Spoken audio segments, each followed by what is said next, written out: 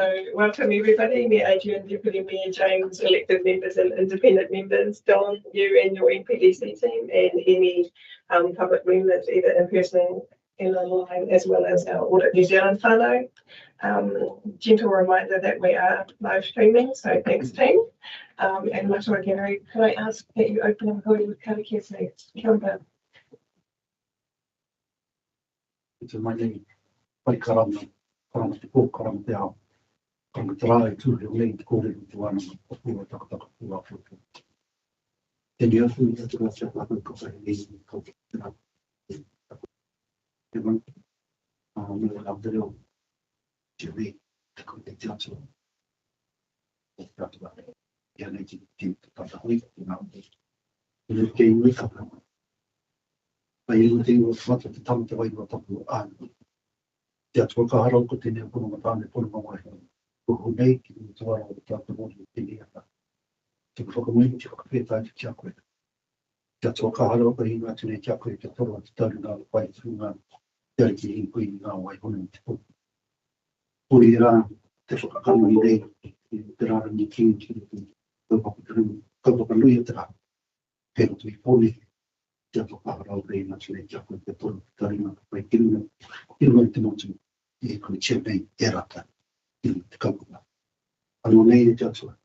Mātua anō e noho ana i rui te kaupaka. Pai nei te mai pama. Pai i rei a mana. Petu te pai ai. Ngā hia, ngā wawata. Kai. Nei te inwa tūne kia koe. Pero tai tau i mataku. Amen. Kia ora Matamata-Piako. Such a great way to open up the in terms of apologies, we have Councillor Kevin as a full apology. Yeah, he may attend online, but we're better off to make it. And I think we have Mr. Gary stepping out from 11:30. So we'll try and get through our agenda as quickly as we can. I'll move those apologies. Yeah, agenda. All those in favour, please say aye. Aye. Against, Columna carried. Any declarations of interest? There are none. So we'll move on to the confirmation of minutes from our last meeting in September. I'm happy to move. Were there any other items? Sorry, my apologies. Are there any items of inaccuracy? Thanks, Matt. I'm happy to move. I'll second. Fire Joanna seconding. All those in favour, please say aye. Aye. Against, carried. Columna. Good. I think we're moving, because we have our Audit New Zealand whānau here, we're moving straight into item 3.1, which is the draft annual report and summary. Yeah, we have Renee online. Welcome, Renee. And we also have Lania and Bea in the room. Hilda, and Lania, would you like to open? Good. Morning, everyone. So our annual plan, our annual report document, I've got annual plan on the brain. Annual report document is, we're still working through the final bits and pieces with audit, but I'm very hopeful that we're 99% there. And yeah, I guess Renee will talk to the paper she's put through that I'll put in front of you. But yeah, we've made, so you would have seen a draft or a summary annual report earlier at an earlier meeting. We've moved on from there. We've made a few adjustments. I've highlighted some of the key adjustments we made at the time of writing the report in the report in your here. Another key adjustment, we've done a lot of work on work in progress so projects in our books that we should have identified as being complete. There's a lot of work that goes into capitalising assets in our financial system. So there's Some of these should have been identified earlier and capitalised, and some of them we were sort of working on them right up to the end, and we didn't have time to capitalise them in our system. But at the request of audit, we have capitalised them on the books for 30th of June. So it's taken a lot of time and effort, and there's also audit testing that goes into all that as well. So that's sort of what's caused a lot of work at the end of the process. But I feel like we're nearly there. So that was another $6.3 million of work that's moved out of our work in progress category into actual capitalised assets on our note. Yeah, I guess if you have any other questions, or I don't know if Renee wants to run through the key parts of your audit findings. I've just put a document that she's sent through to Jadine previously in front of you. I think it would be helpful to hear from Renee and then open up for comments and questions. Renee. Thank you very much. Good morning, everyone. It's nice to see you.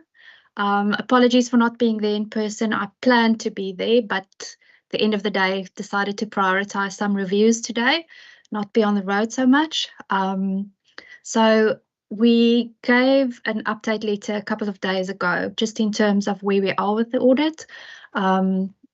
And I can just quickly take you through that. As you know, earlier this year in September, we had to postpone or move our audit out a little bit later due to the fact that your statutory date is only at the end of December. So I noted in the letter on the front page that it was due to our resourcing issues, and the team commenced again on the 29th of October. And working very hard towards wrapping up all these last bits and pieces for the final audit. So just an update on the main audit areas. I think I'll run through it quickly, and then, I'm happy to answer any questions. So if you look at number 1.1, we always have the risk of management override of internal controls. We look at journals, estimates, and any unusual type of transactions. So we're through that part of the audit and no issues noted. 1.2, we talk a little bit about the fair value assessment. So no revaluations, formal revaluations this year. There was some fair value assessments done by management, which we audited, and we are in a position to conclude that there's no material difference between your book values and your fair value assessment. So all good there. Number 1.3, we talk about the vested asset and asset capitalizations. That's part of what Lania just talked about. On the vested asset side, we're just focusing on making sure your vested assets that's been capitalized is complete. And I think we're almost there with that piece of work. And on the capitalization, so as Lania noted, we found some, with management's help, we found some assets that should have been capitalized in previous years. It's quite a large number, but because it's in your PPE note on your annual report, it's in one financial statement line. We've concluded that we're not going to go it's not a prior period error. But to get that all into 2024, it's just to make sure that those capitalizations are complete. So the impact that we do look at is the depreciation. Because those assets only start with their depreciation when it's capitalized, it means that depreciation is a little bit understated at this point. So at the point of writing the letter, our depreciation understatement was 366,000. So that is something you will see coming through on the letter of representation, but obviously not a material number at this point. Just something to keep track of. 1.4, asset impairment, nothing noted there. 1.5, we looked at your valuation of the Waikato Regional Airport, no issues found there. 1.6, the local water done well program. There is a disclosure in your annual report that that's all good. Okay, number 2, we spoke a little bit about the control environment. Nothing significant to note there. And number 3, just to note, it's again this timeliness of the capitalization of the WIP into PPE. So that's maybe the most important note that will come through on the report to council. We do have a couple of uncorrected misstatements at this point. we are going to report that understatement of depreciation. It's just an estimate, so it's not something that we require or expect management to change in the annual report because it's not a perfect, it's not a factual error. We just note it because it's above our clearly trivial level, so it's something that we do put in the letter. There's a little bit of projected error that we found in the expenditure testing. It's quite normal. We do extrapolate the numbers out of the samples, and because it's above our clearly trivial level, it will also come through on your letter of representation. Again, not something that we expect management to adjust. There's also a small misstatement in terms of a disposal of asset that you will see coming through. This is not final. There could be changes when you see the final documents.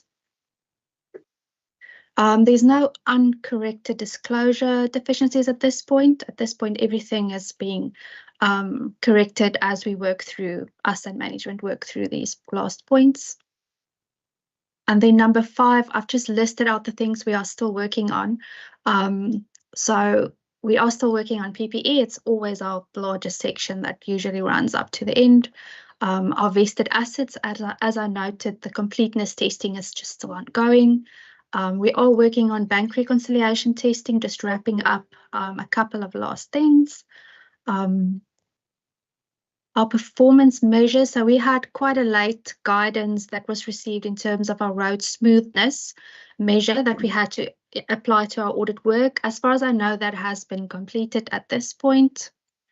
And then it's just a continued review of the updated annual report. We've got some conclusion activities and all the reviews that's going on. So as I said in the beginning of the letter, it's going to be a little bit of a tight race for us because our planned timeline, and we had a bit of disruption, but we are working very hard to be finished by Monday with all the reviews and having our file complete so that we can clear for adoption next week. Okay, so happy to take any questions. Olivia, did you want to add anything? And Okay, over to you, Timothy.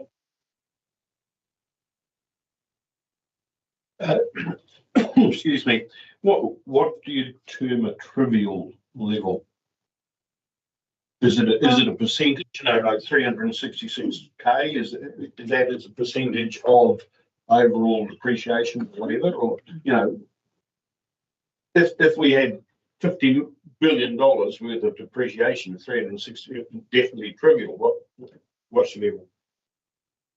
So what we do, and that's when we do our audit plan right at the beginning of the audit, we basically decide on a level for materiality. We've got what we call performance materiality, which is our lower level that we work with, but we also have a trivial level. So if I remember correctly, your trivial level is $123,000. It means that anything that we deem clearly trivial, and that is applying some percentages in terms of risk.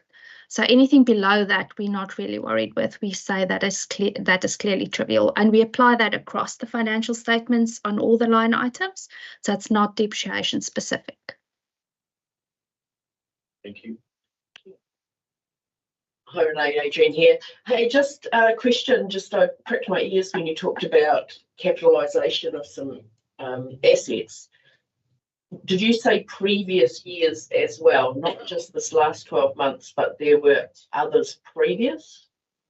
Yes. So when we started to analyse, and when management started to analyse this, I think there was some capitalisations coming back to 2022, if I remember correctly. It's not a massive amount, but as they started to analyse these numbers, it does go back 2 or 3 years. So therefore they wouldn't have been depreciated either. They've been finished for a year or two and we haven't been collecting depreciation on that asset either. But it'll start now. Yes, but it's included in that number that I just mentioned, about 366k at that point. So it's not, we've taken it from that point where it was supposed to start to look at if it's at all material or not. I guess from our position as a committee, we need to have our eyes on that and put a bit of attention on management to try and be more accurate and when and getting those because obviously there's a disconnect between the people doing the work and passing the information on to finance team as to when it's been completed. I assume that's the break in line that we need to. The question, and I can't really find the note now, but have we got a resource problem in getting that information passed over and then action? I don't know the process, so. Through you, Madam Chair, I wouldn't necessarily describe it as a resource use. I'd describe it as a process failure, a system failure. I mean, people are doing projects. Part of the project process is when the project's complete and the asset is in use. The capitalisation process should occur at that point, whether it's halfway through the year or at the end of the year. Clearly, that simply hasn't been done because It's gone into the I'll do later, but yeah, well, that's right. I mean, I just wonder without being, in recognition of living in a real world, I mean, people do overlook it, get diverted. We're not using that as an excuse. It's just a reality. And we're very aware of the fact that this matter, and talking with the chair yesterday, has been mentioned by audit previously. It was remiss of us not to get on top of it as much as we should have. So, yep, it's mea culpa. It has to be addressed, and I expect the new chief executive to sort it out.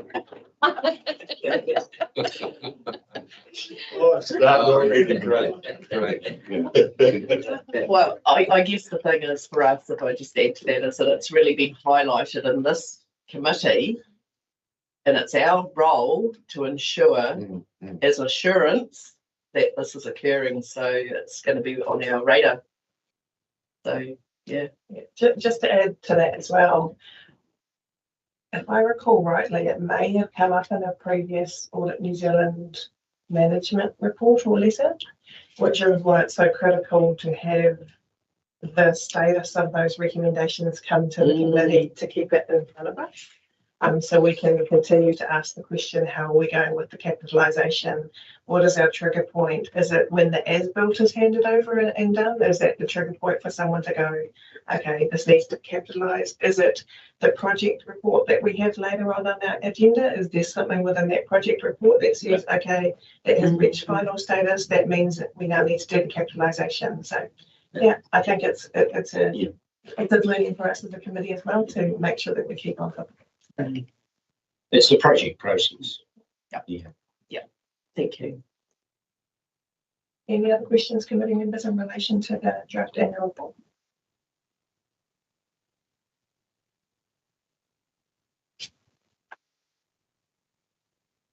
Yes.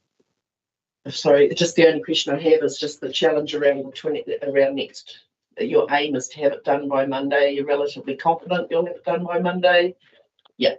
Great. Yes. She's not here. Thank you, because this is the whole process, isn't it? So we need that assurance as well that we are going to be that'll be coming to council on the 27th of November. Thank you, Renee. No, that's great. Thank you. Thanks. And wise move to not travel. Travel time is dead time, and when you're busy, it's calling it online is still an effective way of questions and answers to a report. So thank you. Thank you. Renee, on that one, can you just confirm that we are expecting an unmodified audit opinion with no emphasis on that? Yes, that's correct.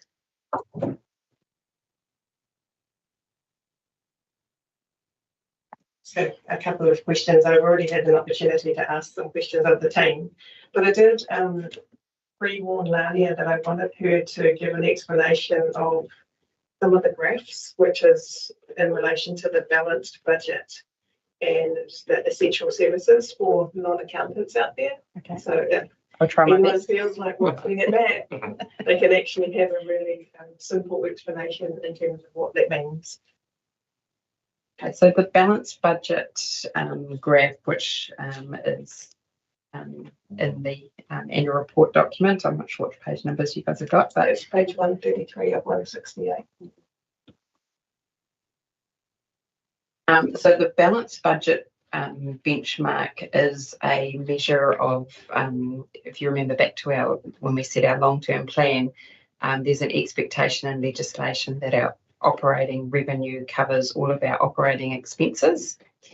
But our council has passed a resolution that they will not balance the budget because we are not fully funding our depreciation expense. So, for example, in our roading area, we rather than funding the depreciation expense for roading, we're funding at a level that is enough to so that we can cover our renewal costs coming up, and remembering that Waka Kotahi also pay a share of our renewal costs, so we don't fully fund to that level. So that's how we end up with an unbalanced budget. And there's some assets we also don't fund the depreciation because we don't expect to replace them in the future. So in our annual plan, we'd budgeted our balanced budget benchmark for this 24 year to be at 94%, and we've hit 87%. So we're slightly below where we thought we would be. Thank you. Because I wanted that to happen because we had quite a lengthy corridor around are we paying for our groceries? And I just want to close that loop to provide the clarity for people in relation to that. So I appreciate you taking the time. Sorry, and I appreciate your indulgence, committee members, because every once in a while we might get some people that listen in to try and understand what's going on in that space. So much appreciated. And I think that ties in really well with the intended purposes, which is the depreciation, which you've mentioned already. So we'll take note of that. I had also asked a question in relation to the massive shifts that we have in terms of fair value and revaluations that has a significant impact on our financial every single year. But Lania had a really good explanation of why that might not be such a big issue moving forward. Would you mind? Yeah, well, I guess over the last few years, we've had incredible inflation, particularly for replacement of our infrastructural assets. But that has dropped back and it's steady. So I'm not expecting at this point that we're going to have that huge shift that we have had over the last few years. And where I was going with part of that point when Lania and I were having a discussion is I had concern that we would have next year revaluations, significant changes in water, as well as elections, and whether the team had the capacity to do everything that they needed to do in that space, given the potentially truncated timeframe. So thank you for providing that clarity. And I will mention it. I did say to Don yesterday, in terms of the SSP perspective, 58%. I did say that's a solid C from a grading perspective. But for people from the outside looking in, they might not necessarily think that as positive as we may, because we understand what lies beneath in terms of not only potentially that some of the measures can easily be blown out. I think we've talked about the graffiti vandalism one enough, but we're doing the best that we can with the resource that we have. I'm just wondering, Don, whether you wanted to make any comment in relation to our solid C? Our solid C, yeah. I mean, it's an area that the performance measures to some extent feel at times to be artificial, to be blunt. that is fulfilling a statutory requirement. There are some compulsory ones, there are some voluntary ones.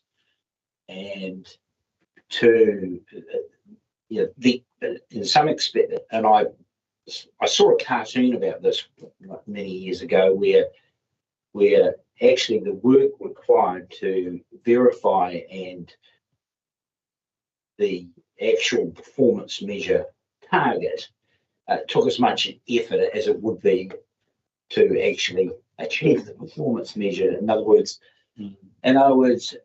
they're a good idea in theory. How you make them work in practice is at times practically challenging. particularly where you have to demonstrate using very clunky, disjointed systems, which if you were to correct and make them seamless, would cost an awful lot of money and an awful lot of time. And to some extent, we have to be candid and say we've identified a performance measure that we know we can achieve and hopefully mostly always justify. Sorry if that sounds defeatist. I'm not saying they're not important, but what I'm saying at times is they feel a little bit constructed. And we spend a lot of time trying to determine what they should be and construct them. Yeah. Does that sound cynical?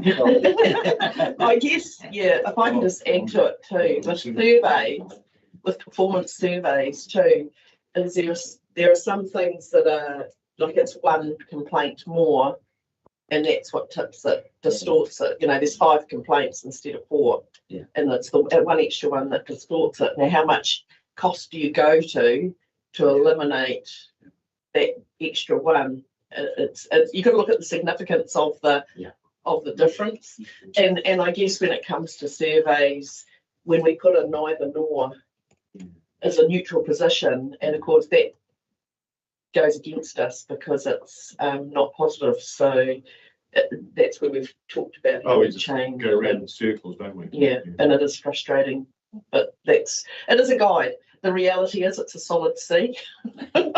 It's a good way of putting it. We didn't school C back in the day, but we will strive to be better. I think that's the challenge for us, is that we do strive to improve, and it's hard to when you look at toilets and you get extra complaints and in some places and not in others, and yet you get so many compliments as well. So damned if we do, damned if we don't.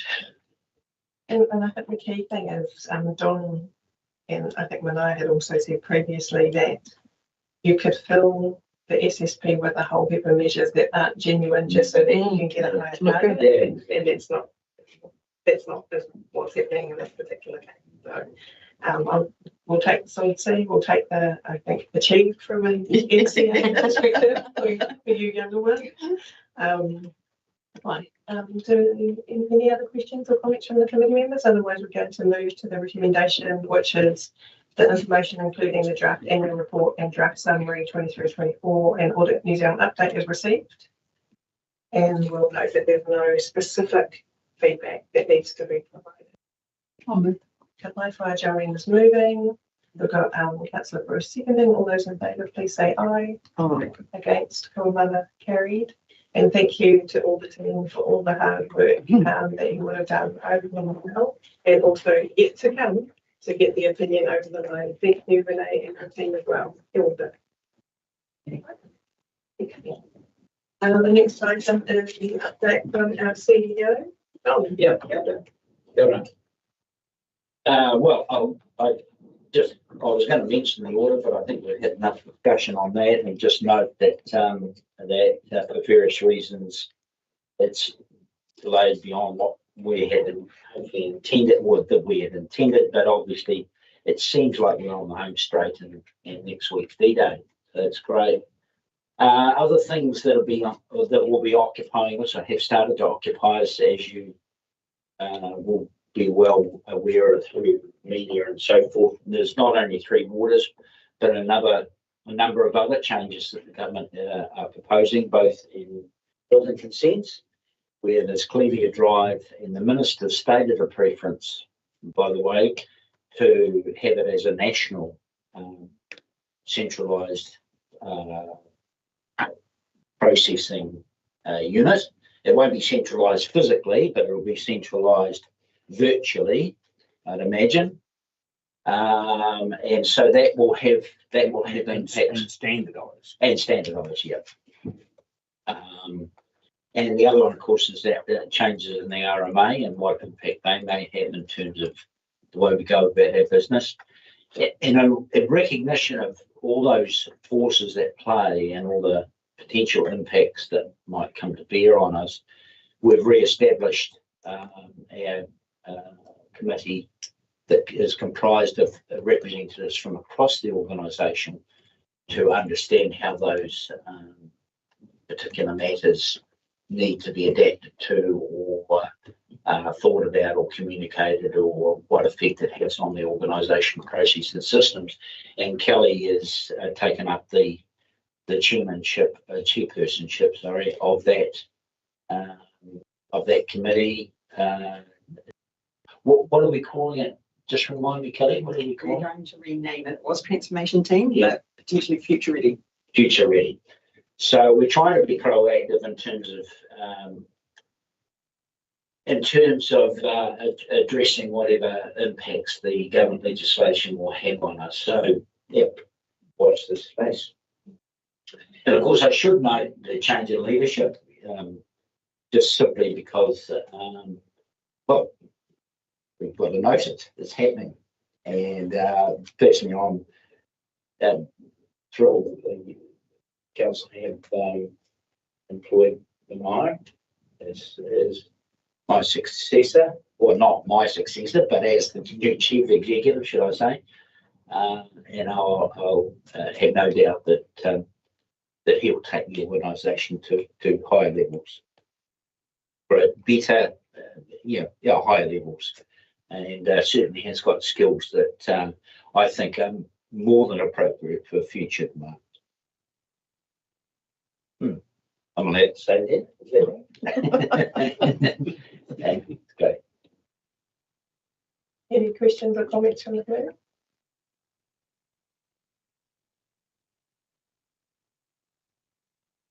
I'd like to say, on the tail end of that, congratulations to Mariah for your successor role.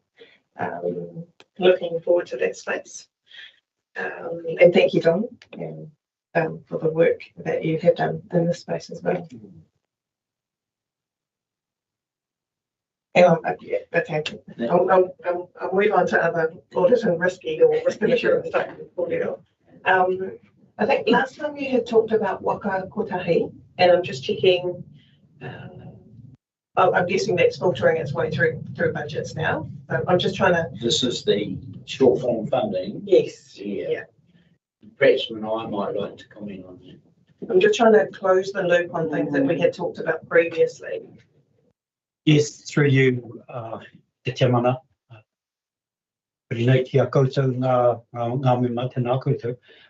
Yes, we have a report going up to council which summarises the situation with regard to the current year's budget. So we've basically realigned our budgets to maximise the subsidy that's available. And effectively what that's meant is we're doing a little bit less maintenance and a little bit more renewal, because it has less of an impact on rates, of course. And so we're balancing the budget in that respect. The report that's coming up to council, one of the implications of the reallocated budget is low cost, low risk allocations have completely gone out of the program. So all the work on schools for speed, etc., those and intersection improvement type work that we wanted to do, where there've been some serious accidents.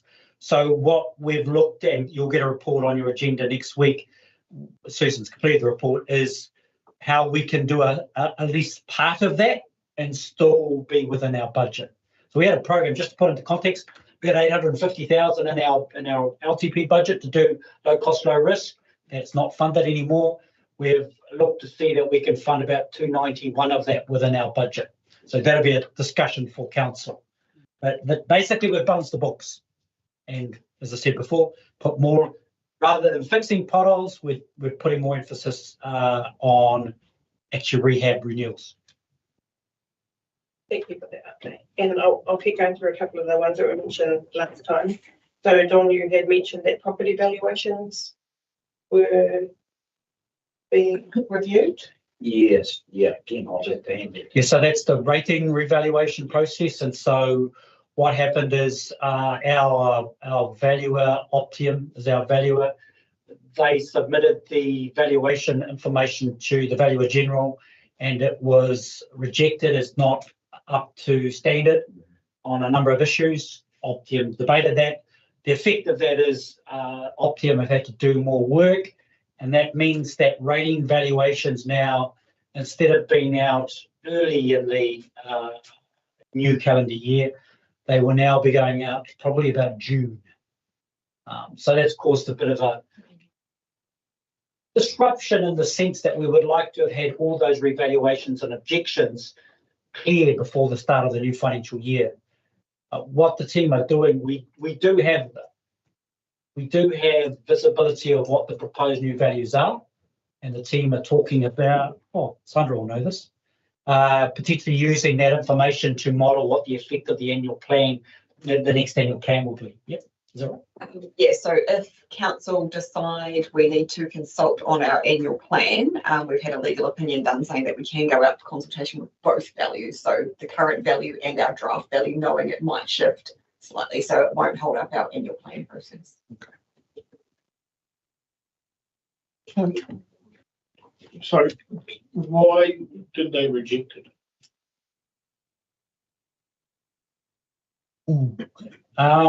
There was a concern on, I know one of the issues raised by the Valuer General was that information held by the previous valuer had not been, it should have been transferred to the new valuer, was not evident to the Valuer General. So the Valuer General had, staff had visibility of this. It's a computer play. It's a desktop primarily. Well, this is information that helps support the basis of the valuation. And as far as I understand, the Valuer General felt that without having that information transferred, it brings into question the value that had been determined. And I think they were not convinced on certain supporting information on some of the changes that were proposed for the new values. So I think a lot of it was about the assurance, to be honest.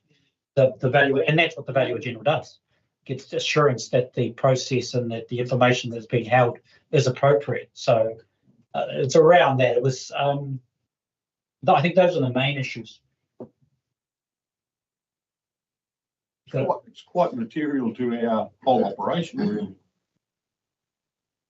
Yes, I think what it affects is our time frame. It affects our process with our community to give them certainty. I don't think that anything necessarily is going to change tremendously in terms of what the final values will come out from what was proposed. I would doubt.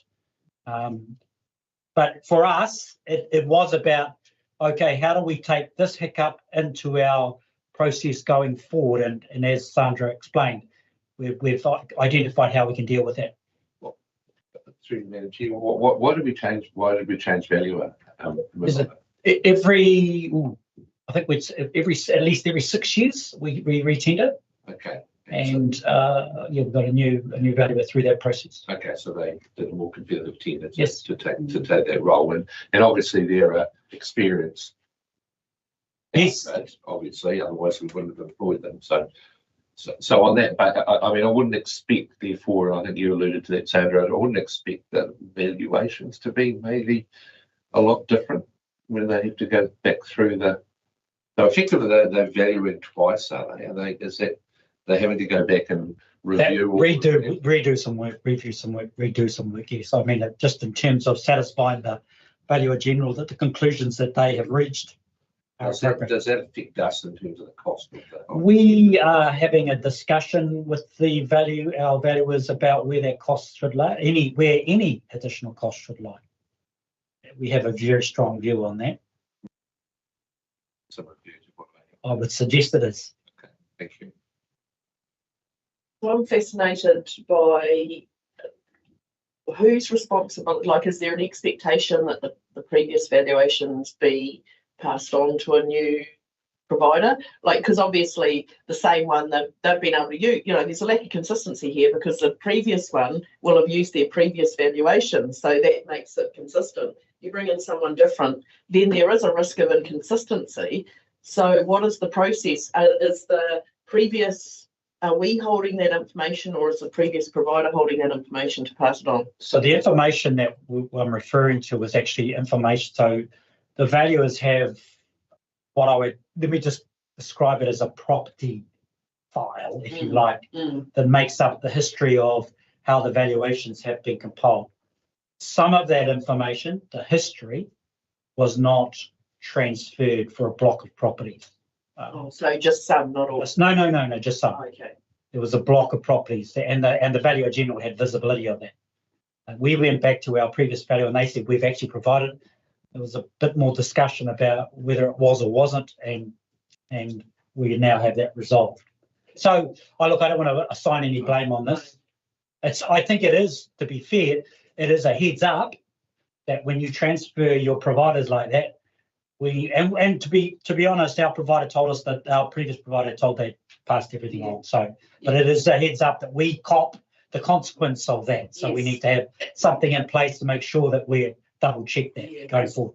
Because we're not directly in control, but we need to have a process that is passed, an understanding that it is passed on. So that's good to know. Thank you. Yeah, because we're impacted by the other. Yeah, come on. Thank you. Should be clause 1 of the contract.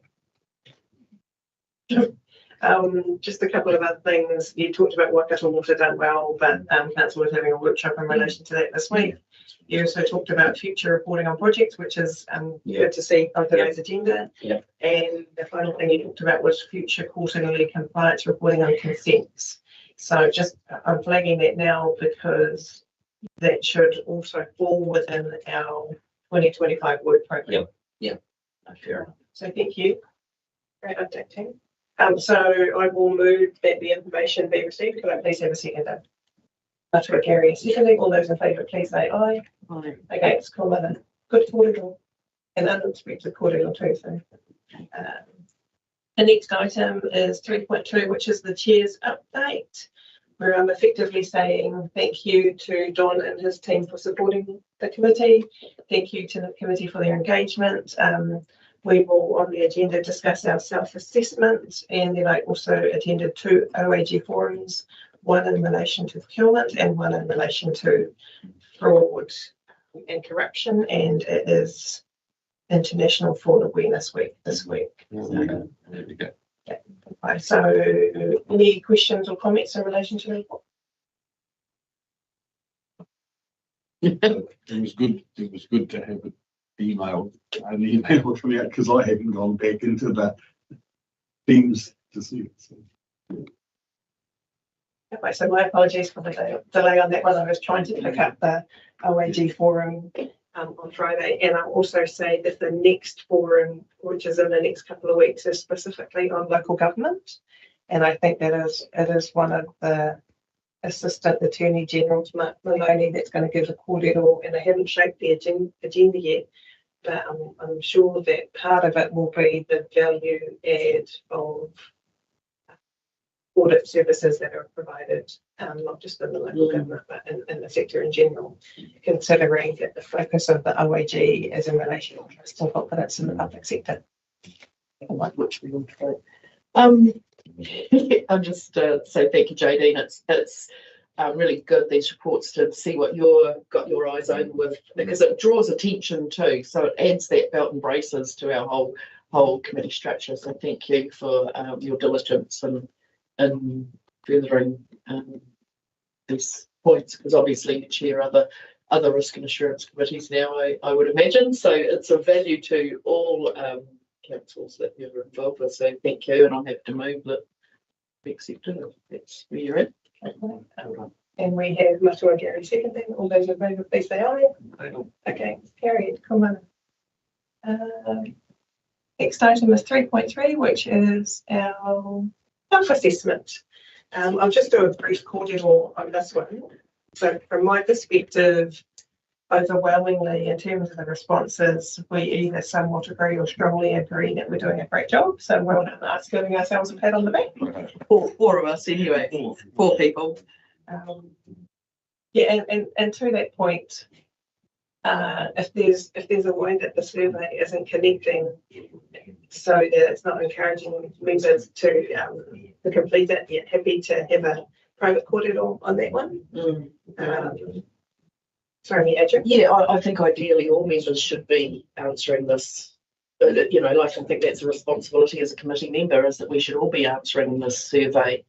Otherwise, why are we sitting here if we're not measuring in our capability and what we're providing here? So I've been recommending that all members of the committee answer the survey in future.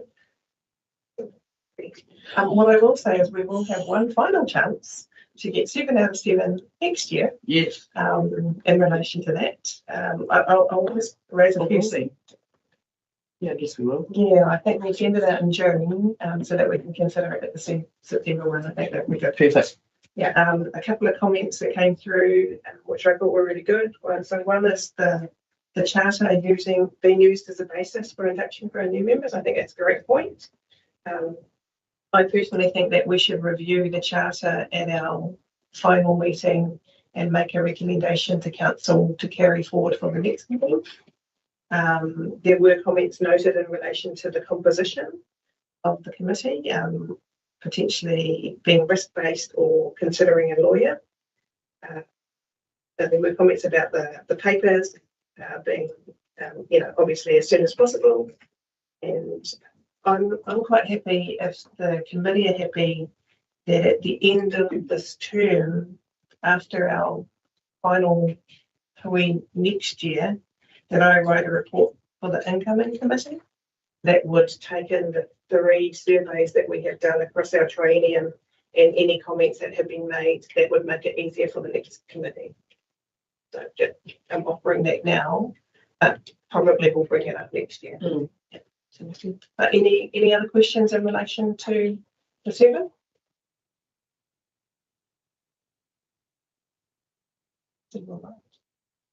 No. Are you wanting my light on? You're close. Yeah. That was whether I said it. That smile on your face. Put the light on.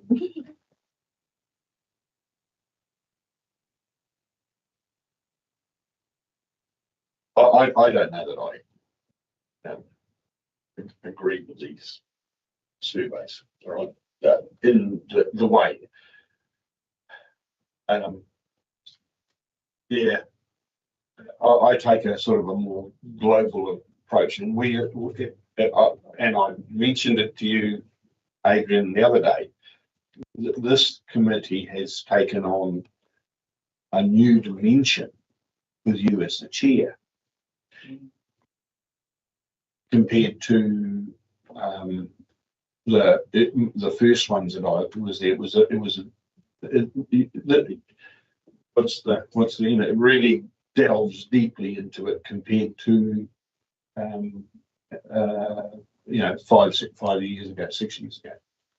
So it's kudos to you, right, for what you're bringing to this, and I just see that the whole purpose of this committee is totally enhancing what we used to be.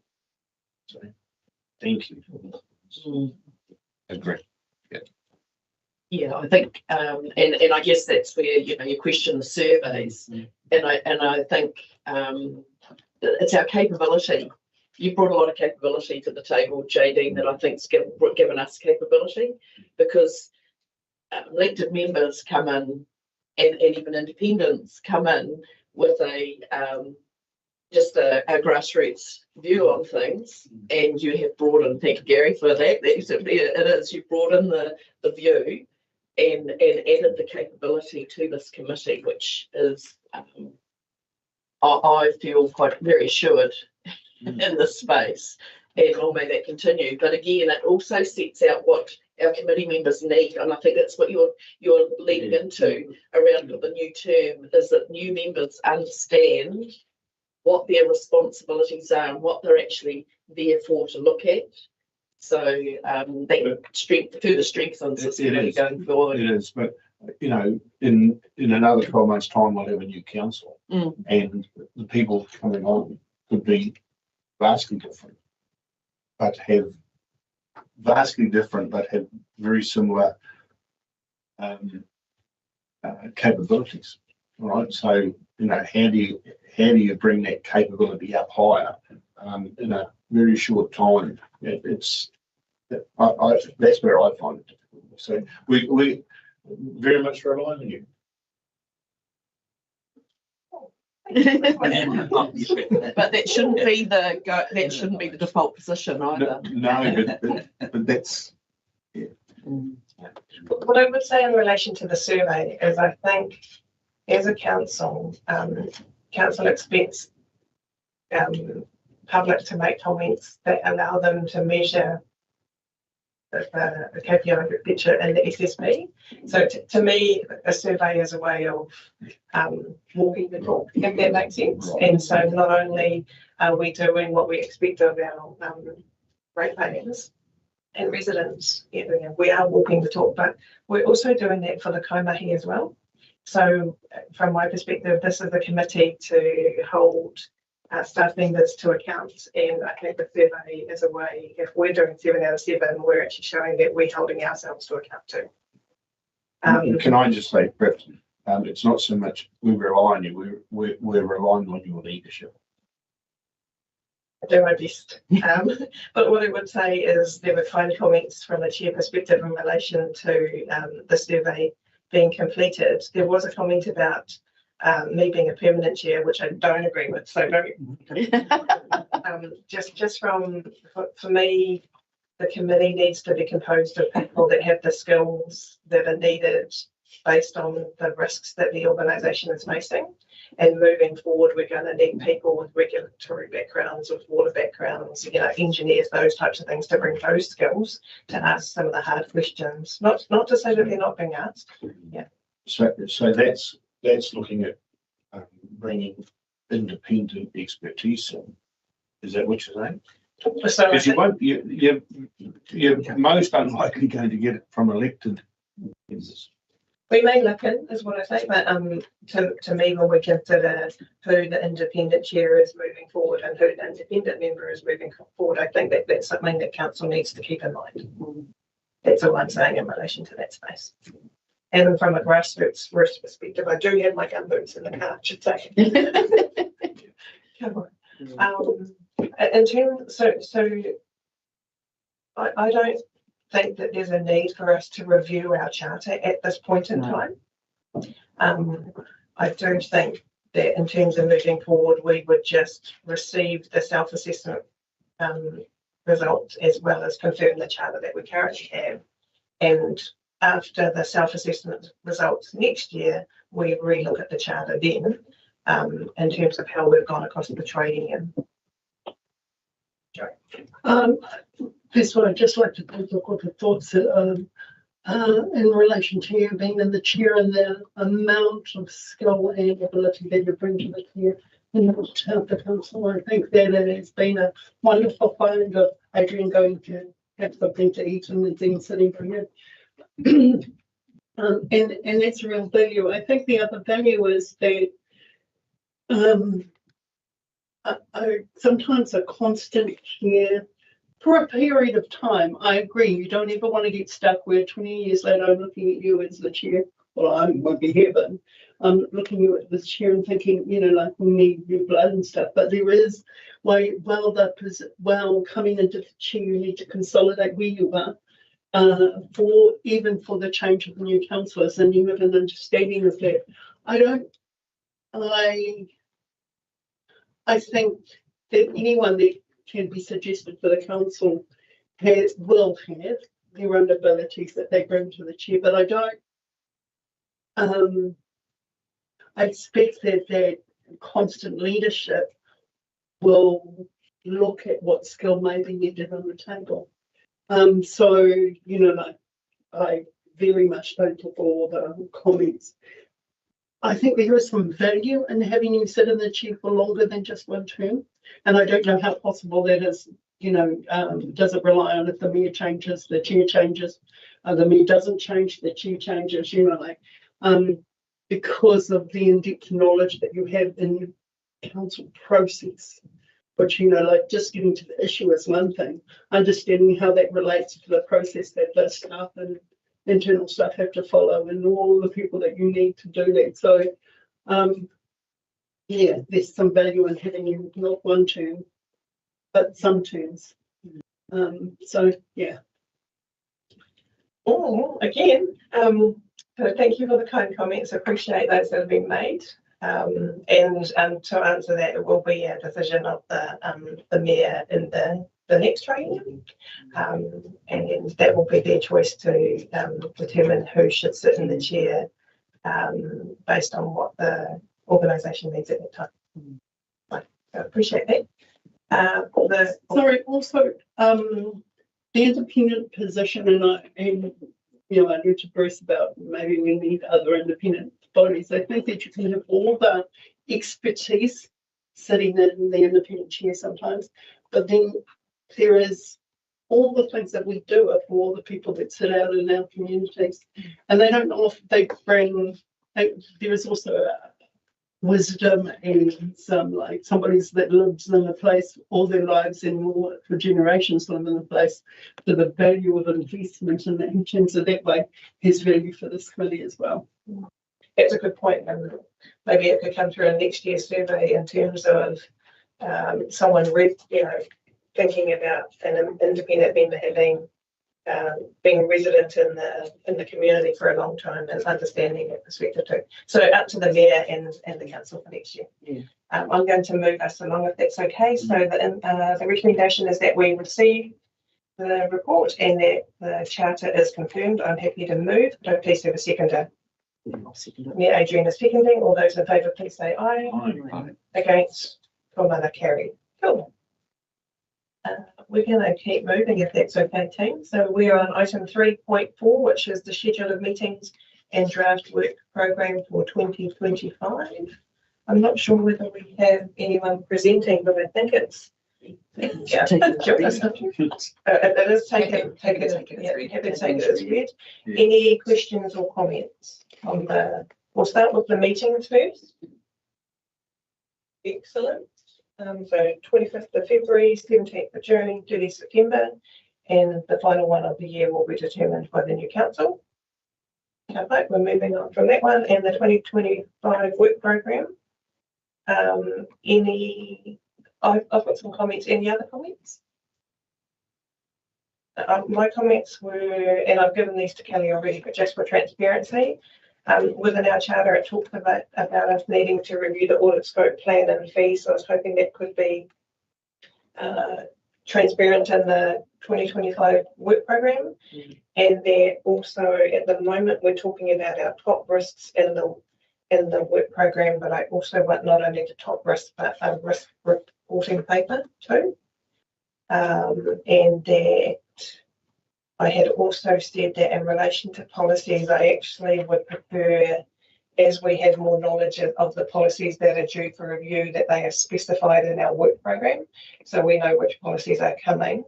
And the reason why I say that, team, is I think our last review of policies, it showed that there are quite a few that were seemingly hadn't been reviewed for a significant period of time. And I just wanted to get on top of that, not because policies are a control, but they're a really good way of outlining or guiding people on how we expect things to work. So I think the one that we had talked about the most was the procurement policy, which the paper showed that it hadn't been reviewed since 2019. And I know that the team are working on it, but to me, that would be one that I'd like to see in front of the committee sooner rather than later.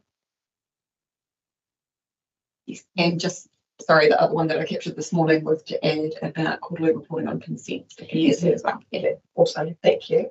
So with those changes, I'm happy to move. So you're going to, oh, sorry. Sorry, you're going to itemise which policies you think, because at the moment it just says policy review. Yeah, at the moment it says policy review. Within it, it also says, as an example, the risk. Yeah, risk. Which one's going to be reviewed by us at which particular meeting. I would also like it to state which policies are coming up, so we've got an idea of what to expect. In that, yeah, at that meeting. Yeah. Yeah. Okay. That's what Gary.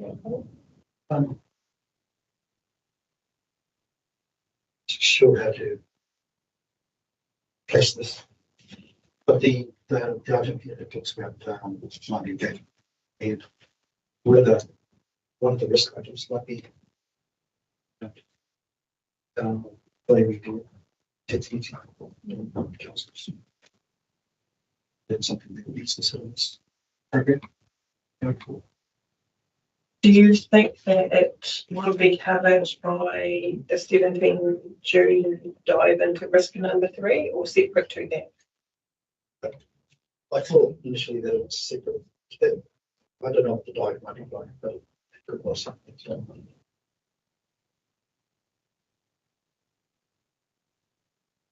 John, do you have any comment on that? I suppose the framework that we're working in is strictly from a technical point of view is the Local Government Act and the obligations under that. And I think it's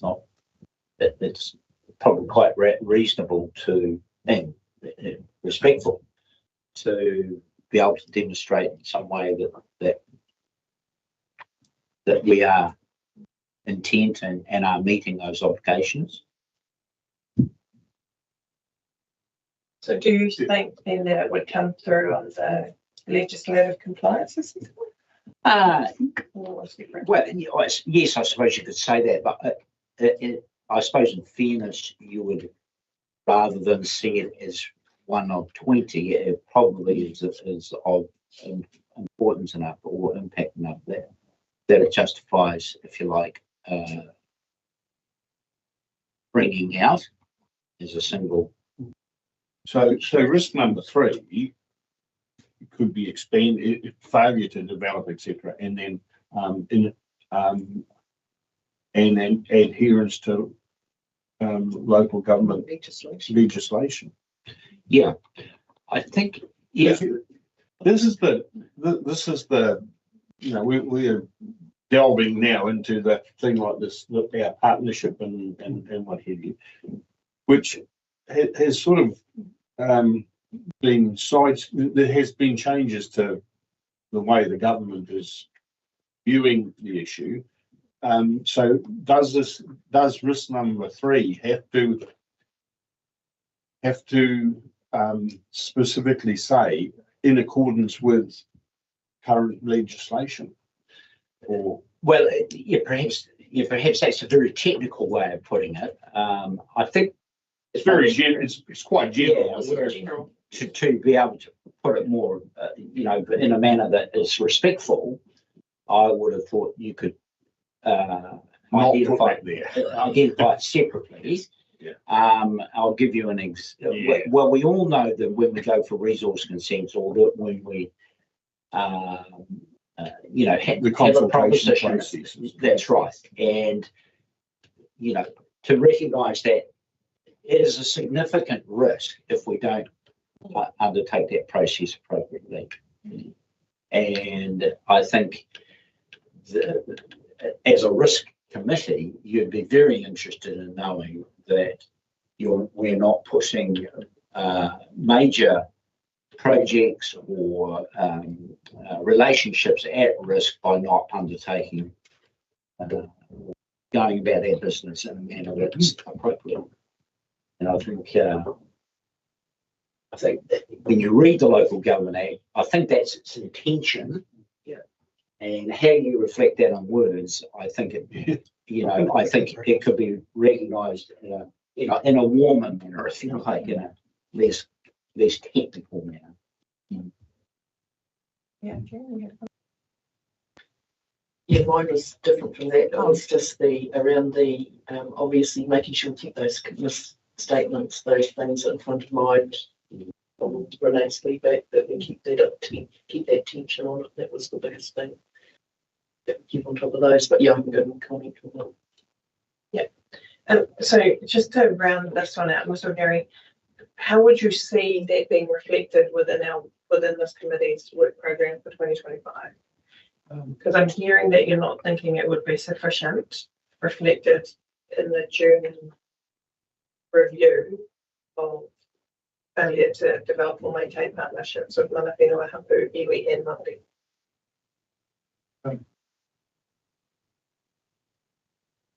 I'm thinking just around the whole notion of education. How's our council informed about how some of these things should evolve? So we've got a project with Tuatai to create some engagement relationships documents and things like that. But again, the risk is, do we fully understand what we're doing? Even though we're doing some way, do we fully understand what the impact of some of these things being done really well? Could look like for John Mike. We're doing work, so.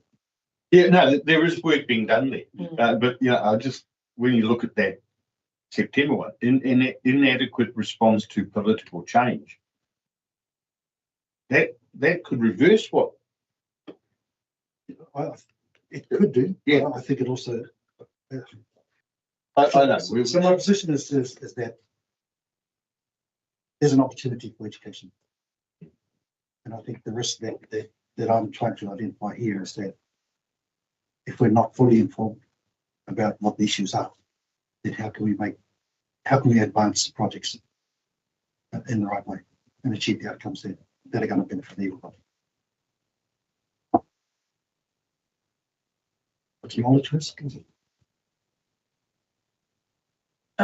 To me, when I think about my experience at Hamilton City Council, what they've done there is they've developed a framework to assist their staff members in how to engage with mana whenua at the early stages of a project versus call their, can't remember what their Amongi Māori team at the end of the project and say, I need you to help me do this so I can get this project over the line. And so I hear that you're saying that we should embed that knowledge throughout and earlier on in processes to not get towards to the, oh no, we need to do something about this now. And it potentially becomes a hurry checkbox exercise versus something more genuine than that. Yeah. I think it's an organisational capability capacity. Yeah.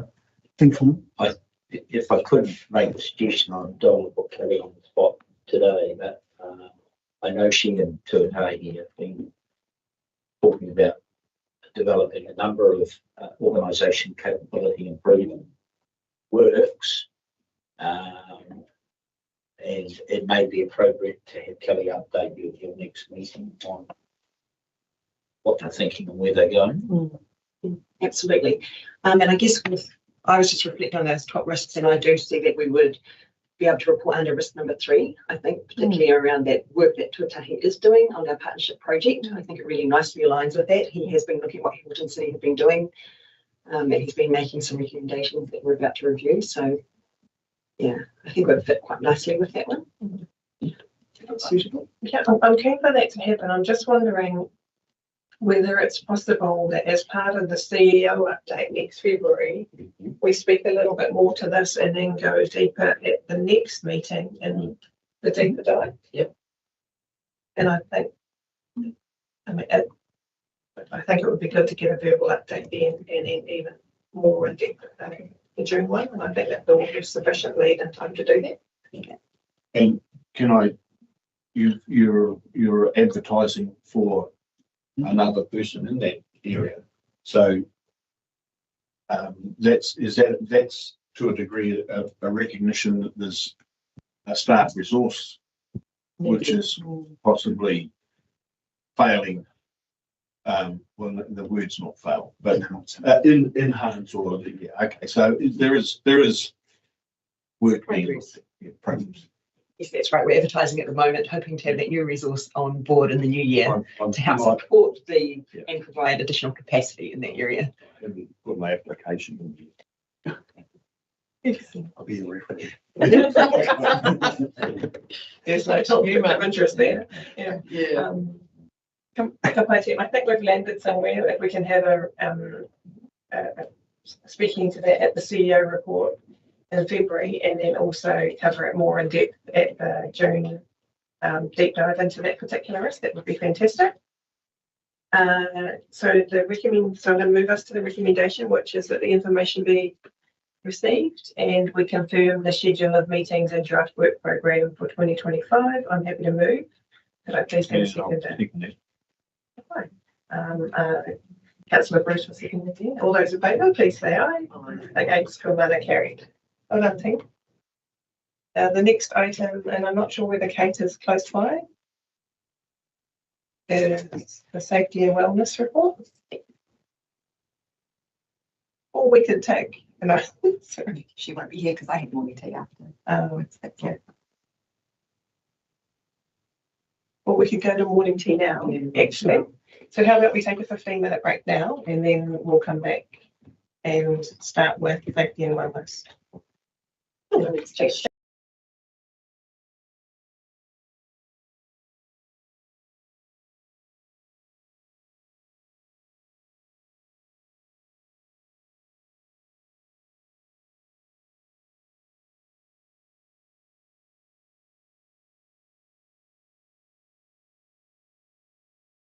Yes, that's your main bit. Okay, welcome. Sorry to bring you earlier than you expected. That's all good. So if you don't mind, committee, we're considering item 4.1, which is safety and wellness reports. Over to you, Kate, to give a brief. Thank you. We often end up in this situation. The quarterly report was from a little while ago, so I won't labour too much on it. One thing I did want to talk briefly about is the critical risk audits. We've been putting quite a bit of effort into this space with making sure that we're focusing on our critical risks. That's one of our objectives. And I think we're really seeing some benefits from that. Getting out there and seeing how our controls play out in reality is, I think, time well spent. And we set ourselves quite an ambitious target with making sure that we get at least 8 of those done per quarter. So you can see in this report we did confined space entry, traffic management, and work at height.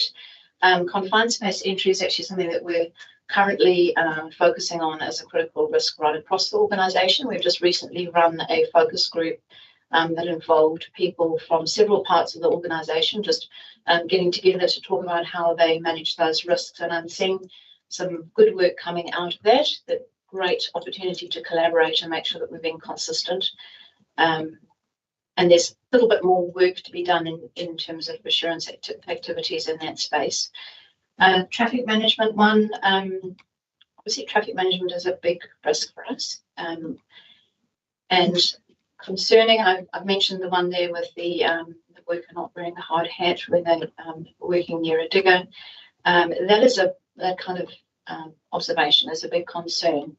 And Mivan, who was doing the audit, he's really great at dealing with that kind of situation. He stepped in straight away and said, did you realise you're close to the digger? You need to be wearing a hard hat. You need to go and fetch one now. So in that situation, we often don't need to shut down the site. It's actually a question of just remedying it straight away. For that particular piece of work that's being done, we're also collaborating with the contractors, safety and health and safety manager too, and getting them to come and do some audits so that it's not all sitting with us to do those insurance activities, but actually the contractors are doing that themselves as well. That's something that we're really conscious of, that it doesn't just become everything falls on council's shoulders. We expect our contractors to actually do their own audits too. And in terms of the height risk, there were some good controls in place for the audits that were done there, and we keep quite tight control of that risk through making sure that we have a permit for work at height.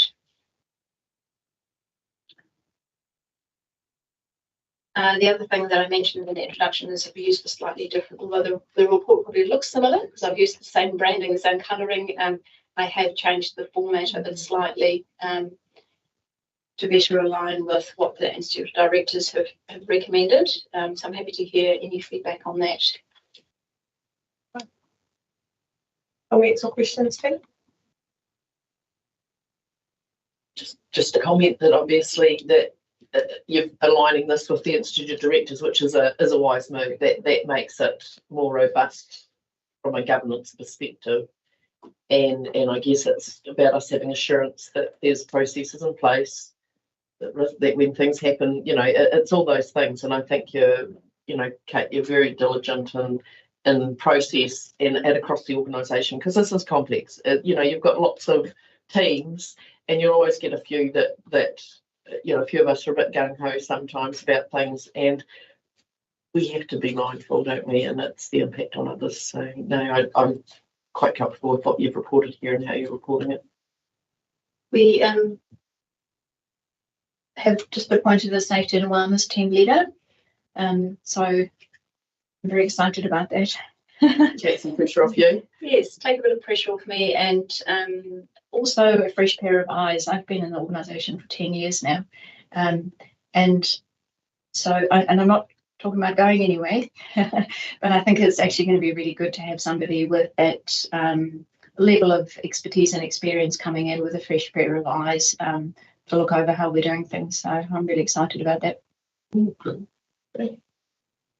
Excellent, which, and thank you for saying that, because that answers one of the questions that I had about the resourcing changes and whether we had enough resource on the ground to actually cover our activities. So that's excellent news.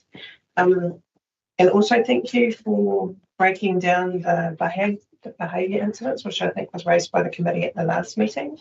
And on those behaviour incidents, I was talking to Kelly earlier saying that I think we wouldn't be the only council that are subject to this, and just wondering if there's any collaborative work that is happening, because we're likely facing the same situation. Yes, thank you for that question. Absolutely, there is. So there's a health and safety managers group that meet through CoLab, and we had our meeting last week, I think, or the week before, and that definitely is one of the topics that comes up every time. And we don't, at this point in time, we're not creating a one-size-fits-all kind of solution to this, but we're certainly sharing what we're working on. So, for example, we have some good templates that we use for letters to give a warning to people who have crossed the line. And we're actually using that increasingly frequently. So I was able to share that template with one of the other councils. They've shared their response framework that they've created, which is fantastic. Waipā District Council doing some really good work in that space. And I've also just had some initial work that one of the councils are doing around cyberbullying sent through to me, so that we can further develop that too. So we absolutely are collaborating, and even just sharing stories between councils of how we're dealing with situations to try and make sure that we're being consistent, I think is really helpful.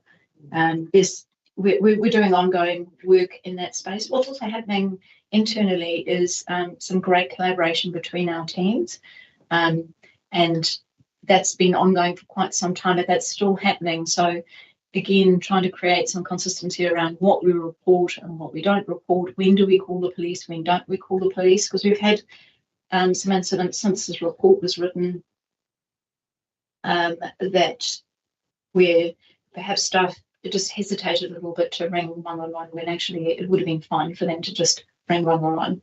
So I guess we have the sense that the police are very busy and we don't want to bother them, but perhaps we can be a little bit braver about saying if that meets the criteria.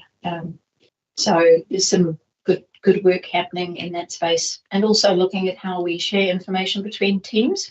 We have to be really conscious of privacy, but sometimes it is actually good to be able to let another team know if they're going to be doing a property visit, for example, that they need to be cautious. Yes, I would add on to that then. That's really good, though, that you are encouraging them to call 111. I think that's what people do in the country now. They think, oh, the police are busy, we won't bother them, when it's actually really important to log that call, because if there is a genuine need, there's a resolving issue, like that's, and so we're duty bound to do that. So it's a good process, and it's that, again, about embraces approach. Because there seems to be a lot going on in the community at times, and we get caught in it. So, yeah. And we've got a good relationship. I think that's the other thing I can add, is we've built quite a strong rapport with the local police in our 3 towns now. So I think that's a win from health and safety, but it's also a win with emergency management as well, that those connections are there. So it's not just for health and safety, there are those relationships forming to also that will impact on other parts of our work that we do in the community. So no, that's good.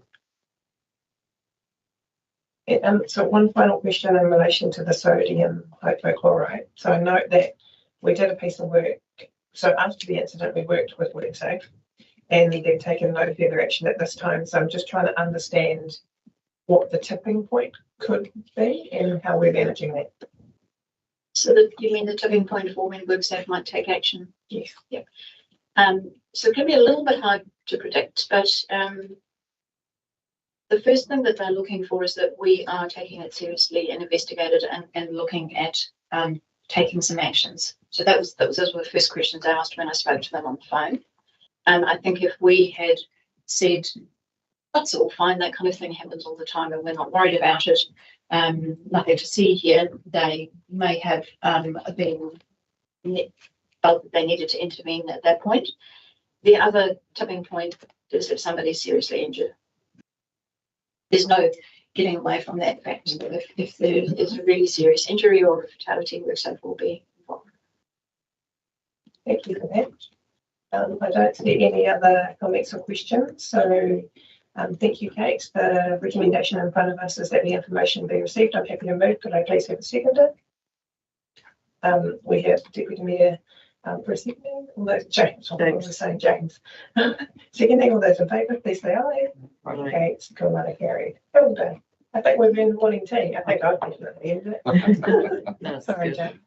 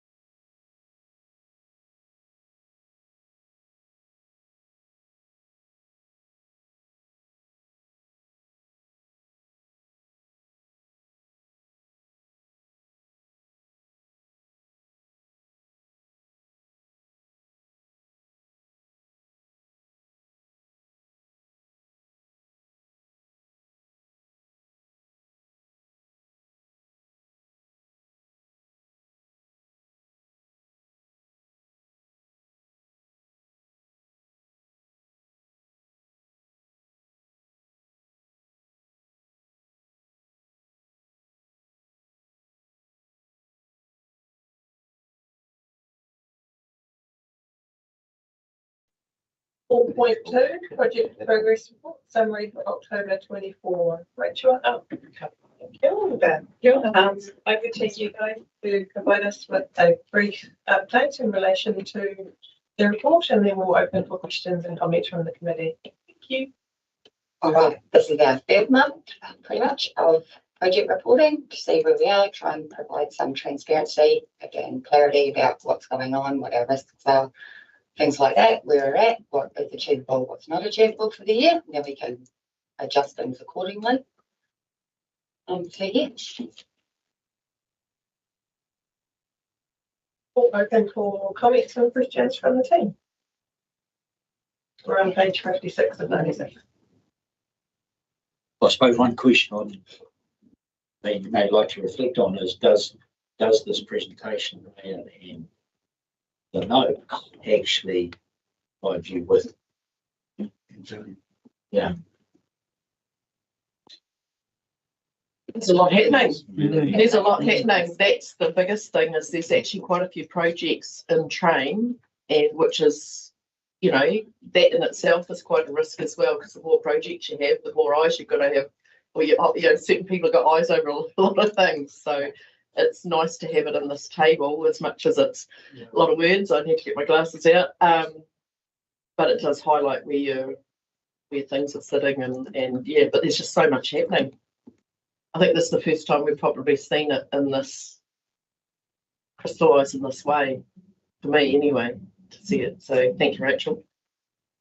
I was thinking, yeah, when I looked over it, I thought there's a huge amount of projects, and do we have the capacity to make sure that we look at each individual project or each piece of work in the same way?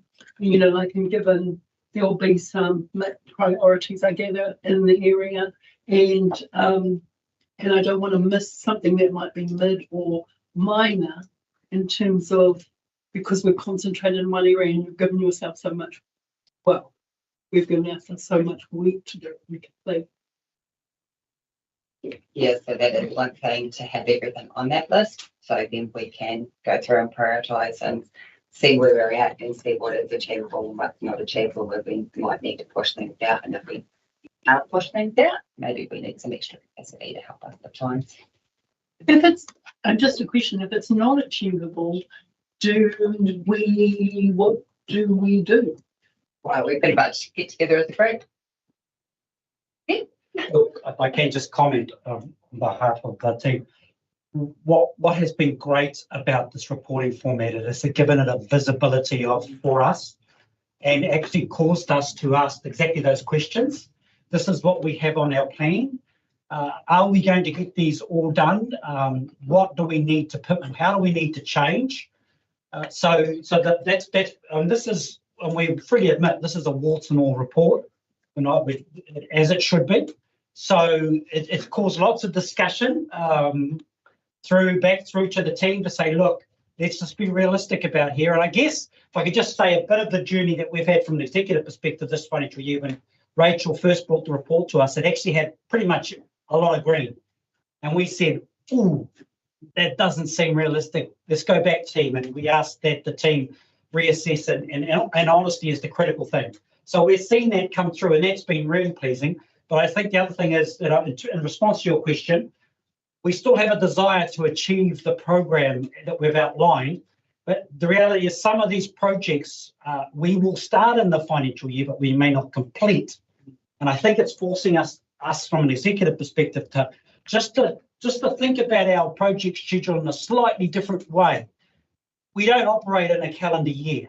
So starting to get deep thinking and reflecting that in our planning a bit better is something that we're working on at the moment. So I'm not a project manager, by the way. I don't pretend to be, but I do look at colours and I start saying I like to look at red more closely. And when I don't see a colour, I look at that more closely. So it's prompting lots of conversations along the lines that you have raised here. Yeah, it's hugely comprehensive. And now I go back to 30 odd years ago when my project guy used to have 100 and something projects, and you know, it was one way of being able to visualize just how much work was in. There's a lot of highs in here, isn't there? All right. You know, when I say highs, high priority work. How it's updated, how often? Well, it's like it's just daily, you know, almost daily type thing. All right. Monthly. Monthly? Yeah, so the project managers can be reports. They reports on how they're tracking. And then you summarize it into this. So it's must be hugely useful for the E team to be able to visualize in a page. 100%. Right. So the chief executive's been promoting this for some time, and Right. when we saw the first report came through, as I say, so it enabled us to challenge ourselves, think a little bit differently perhaps, and even in our planning for next year's annual plan in terms of capital, just reflect on that as well. So I think the other thing about this, what this format has given to us too, by the way, in Rachel's work, and she does a lot of work to compile this, is that it helps us also understand better where the project framework disciplines are working well and where some need attention.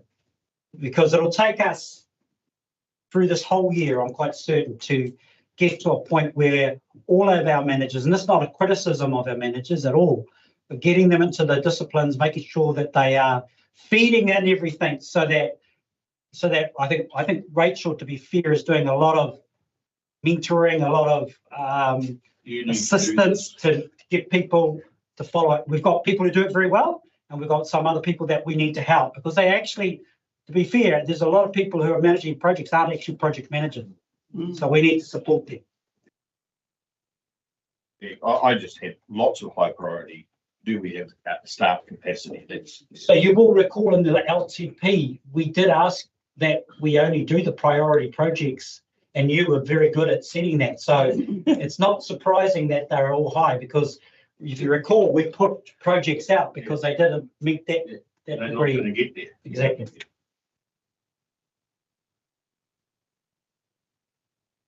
Next thing, I had one residual question, which was going through the list of projects that are there. And one that I picked up on was the iwi partnership project. And we had asked ourselves whether it was projects for BAU. So what I was trying to understand is how clear are we on what needs to go via this process and what doesn't, to ensure or to give assurance to us that this is a complete picture of all the projects that we have. So I'm quite keen to hear a response on that, please. Yeah, so that was myself back to sort of the sponsors and things like that. There is no budget for this project. So it's kind of like, if there's no budget, is it an actual project? Is it our BAU? Because we set up all of our stuff that we wanted to set up, and now it's just continuation each year of gathering that partnership and making it happen and stuff like that. So it's, yeah, to my way of thinking, that's kind of BAU. We've done those initial setups of what we wanted to achieve to get that set up and underway. Yeah, so thanks for that clarity. So for me, sometimes it's hard to see the wood for the trees when you've got things that maybe don't need to be in that space. Okay, thanks for that. And then earlier on in the meeting, we had talked about when a project was finished, ensuring that if there was any asset that was created, that it went through a capitalisation process. So just wondering whether this could be a tool that could be utilised for that. Yeah, if the capitalisation hasn't been done, it will be read. Yeah, it's a space for improvement, because the project isn't finished, if it's not capitalised and done and dusted, and the paperwork's not complete. I might just, sorry, come on. Sorry, because I've been on the back end of a lot of audit questions lately on this, so it is a good opportunity, as you mentioned, and it's about just a project manager understanding that there's a really key part before the project is closed. And the project isn't finished until you've handed over the asset and we've got it in our database so we can collect depreciation and plan for its maintenance. So this process is really good, and we've put some extra I suppose steps in as well, so that we can do some more checks on this, so that when the project management framework says the project is done, that we do those checks and we make sure that the capitalisation is completed for that capital project. So it's a good opportunity to tidy up our process. Yeah. You for that. And I think you mentioned that this is reviewed monthly. Are there any particular projects that we might want to review more frequent than that, that may create a risk to us. Just a thought. In here we talk about the annual report for 24-25 going forward to council adoption on the 27th of 11th, and we're saying that it's achievable. And I'm not saying that it's not, but there might be some projects that might actually, within that month, something critical might happen, which might throw the status from achievable to at risk or to action required. So just whether we have any lens on how we might do that. So currently when that happens, they should be going to their project sponsor, and either then if something needs to be pushed forward, you know, to go to E-team for a decision or something like that, that's the channels that they would generally use. And I think that's something that this reporting is for our elected members and for audit and risk, but it's not really, there is a separate process around when you're managing those projects. There is escalations in place and things that for project managers that they follow. So this is kind of that reporting framework for it, but we know that as project managers, you've got to do variations, you've got to deal with those as they're happening and they're elevated up to your manager and your team. Yeah. Thank you. It's good to hear you say that the process will continue to happen. We just get the reporting snapshot in time. Yeah. Nice. Team, do we have any more comments or questions? Otherwise, I'm going to move us to the recommendation, which is that the information be received. I'm happy to move. Could I please have a seconder? We have Councillor for a seconding. All those in favour, please say aye. Against? Carried. Thank you. I think I'll reiterate the feedback from last time that we actually see this as quite a valuable tool in terms of giving that snapshot in some key areas that we might want to be looking at. So I appreciate it. No worries. Is there anything that you guys would like to see more of, less of? I think in terms of that comment, and I think it's similar to when we had the policy register, just making sure that we're really clear of what is in and what about. So BAU is out, projects, and if the definition of a project means that there is a budget attached to it, so being really clear, so it's succinct in that space. Team, did we have any more questions in relation to this? How about keep presenting it more iteratively? I was just wondering, how do we present it to the council on a more regular basis? Generally, it becomes part of the CEO. Through your CEs? Yeah, well, as an attachment. As a separate. Yeah, I think that this is a new format that I think is really powerful, and it really gives council, that we see what programs, what's happening, which is really, I think it's just the information we need. And if it's just in a CE report going forward, so and that attachment to a CE. It's in the team.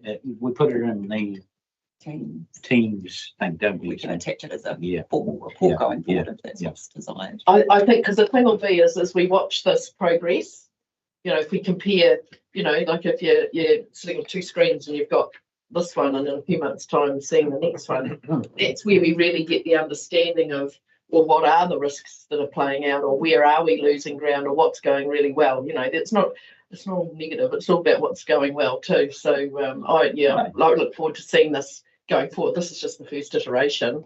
Let's see how it.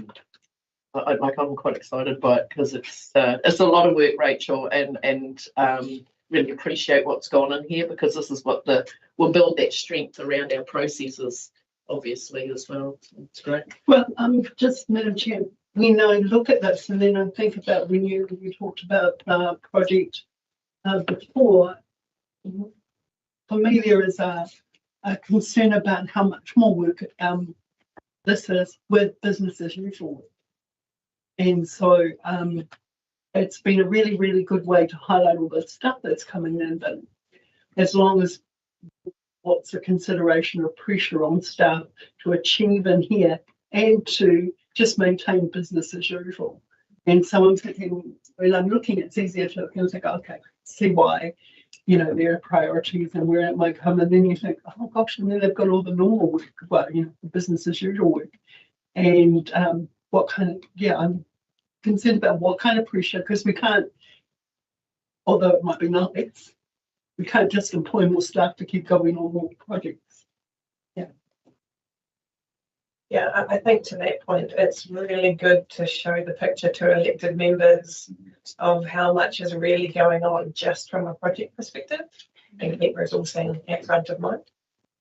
But it is going to be of benefit to your E-team. Oh, very much so, yeah. And so we had it as an overview, but you have it as a working document. Yeah, and let's be candid. If we go back 5 years or 6 or whatever years ago, we didn't have processes necessarily as developed as they're becoming around doing a business case, being more accurate with their funding requirements in terms of the annual plan or the LTP. To be candid, it was fairly reactive. We have grown organisational-wise, we've grown significantly over the last 5 to 8 years, and as a consequence of moving from an organisation that was perhaps dealing with we had around about 200 staff, and now got 320. That's reflective of the amount of work that's been required us, and the implementation of processes and systems that give transparency, greater control, certainty, all of those things. And I just need to point out that this system has taken, two years to come to fruition. Fiona was part of that. She was the GM in charge of that development. Now we've relocated Rachel into Susan's team, which is the assets and projects team. So that was a realization that it was, I don't know, how am I trying to describe it? It's like you've become more aware of the need for control and transparency and accountability as things have grown in their scope and the public scrutiny we can now get, the audit scrutiny, the existence of a risk and assurance committee. We didn't have one 6, 7, 8 years ago. It wasn't a thing. And the existence of a committee like this starts to drive your thinking in a slightly different way. You think in risk terms as opposed to just project. You think less like an engineer, perhaps, and more like a project manager. That's it. I think we're saying thank you. Yeah, but you've still got work to do. Yeah, I do. Thank you. We appreciate it. As the report starts to be seen more regularly, we'll start to pick up on more, which can provide further feedback in terms of enhancing it. So thank you again. We have moved the recommendation, so we'll move on to the next item on the agenda, which is 4.3, which is the top 5 risks for Matamata wastewater treatment plant, stadium and domain playground. Gilda. So I'm Marie McIntyre, so I'm the project manager for the Matamata wastewater treatment plant upgrade, and so overseeing all the different aspects of that project. So that's from the design, also overseeing the consenting of it, and then through to the tendering and the completion of the civil works contract. So this is a risk register that overlooks all of those aspects. So it's not just about the building of the treatment plant, but it's actually everything that builds up to it and going through it. So you'll see there that we've kind of got some of our key deadlines that we're working towards in terms of timeframes and that sort of thing, and that fits within what the consent application is seeking for the new discharge consent, and that requires the plant to be upgraded by the end of 2027. So the first couple of pages is looking at everything at a really high level, and everything that is set with either a high or a very high task. Is there any questions on that? Otherwise, I'll probably jump to the ones that are more that are just our top 5.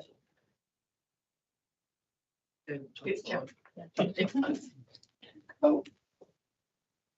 So in terms of the risks that we've deemed the highest ones that are sort of sitting there, we've got, I'm not too sure what page it is for you, but I'm just looking at my heat map one, which is where there's the quite colourful boxes and the different numbers, and that's kind of got them all listed out there. So our one of our ones that we are keeping a kind of a watching brief on, but is that the chance of the wastewater discharge limits changing. You're most likely aware that Taumata-Arawai will be coming out with wastewater discharge limits in August 25. We won't actually see what those look like until early next year. So at this stage, we're continuing on both a consenting and an upgrade process, and assuming what those are going to look like and kind of taking a best guess for those. But there is a risk of potentially either going up and we would need to spend more, or it decreasing what is needing to be done, and in which case we've potentially committed or we've designed a plant to do more than what would be required. So that kind of can go either way. So that's one we're watching. Another one is keeping the current plant compliant. So we're aware that that plant's had some compliance issues in the past and continues to struggle at some periods of the year. So obviously the work we're doing stirs up that treatment process. And whilst there are some things we can do to mitigate it, there isn't a lot we can do. So there's only some things we can do. So that's just kind of recognising that risk that sits there. And it is something we're keeping Regional Council updated on and working with our consultants on closely. Yeah, just a question about that. Is it, does weather events impact it at all? Like if there's, weather impacts can impact it by the fact that you have to push more wastewater through it. But what we're seeing here is the fact that the work we're doing is stirring up the ponds. Yeah. And so the ponds have needing to be desludged for quite like a number of years, tens of years. And we are now starting to do that work. And by reclaiming the pond, we've stirred it up. So yeah, we always knew that there'd be a chance, or quite a high chance that this would happen. And it looks like it will happen. Yeah, so it's just by the nature of the work we're doing. So all going well, if things progress reasonably to plan, how long is that risk live? But we don't know. You know, so treatment plants, especially pond-based treatment plants, are harder to predict than I guess the plant we're moving to, which will be a mechanical plant. You can add more chemicals, or you can control the air a lot more. Pond-based plants, yeah, we have to transport them, put in more oxidation, put in more air, try and let them settle, get more sludge out as fast as we can. So yeah, but at the end of the day, they are a microbial process, so it'll take as long as it takes for the bugs to settle back down. Yeah. It is a little bit, unfortunately, which is why this one remains quite high. You'll notice that it actually doesn't track that much down because there isn't a lot we can do to impact it. So we had, when this report first came to ETM, we had a lot of conversation around where high risks and where that residual risk sits, and that's why this one stays up there, because there isn't a whole heap we can put in to mitigate it, unfortunately. Yeah. We are intending to brief EB on it. That's correct, isn't it? Yeah, we'll be briefing EB and Regional Council on it as it progresses, but other than progressing and trying to do things, there's only so much influence we can have on trying to get this plant to settle back down. So I go back page to where it says extreme 2005. Yep. So that's obviously going to be in your design, right? Yep. What happens? Have we got a problem there with? We need a new power supply to run a new treatment plant. Yeah. So the reason it's extreme is that we could build a whole new plant and we can't turn it on until the power supply is upgraded. Right. And power supply companies are notoriously difficult to get a confirmation of when you'll get a new power supply from. So we've already started. We've already got a design underway with them. We've already booked it, but. Yep, so we've started all of that, but until you have that crew turn up on site to install it for you that day, it's a risk. Yeah. Yeah, if you miss it because so I'm working on another project, same thing. You miss it due to weather, you go to the bottom of the list. You're not the next day, and that list could be months long. So you miss your date due to weather, and you're back at the very start of the list, and you have no priority over any other customer. Developers complain about it. Yeah. So it is a big risk, and so even when you sit and you're there on Monday, but the weather's bad over the weekend. Wow. Yeah, you can get pushed out 14, 16, 20 weeks. That's ridiculous. Yeah, but I guess it's that flow-on effect because everyone's so ready for turning off power and they notify all the other neighbouring properties. Everyone gets power supply and generators ready. It'd just be a flow-on effect if they keep moving the list. So instead of, you shuffling down a day, you'll put it back at the bottom of the list. But yeah. So that's why it sits as it does.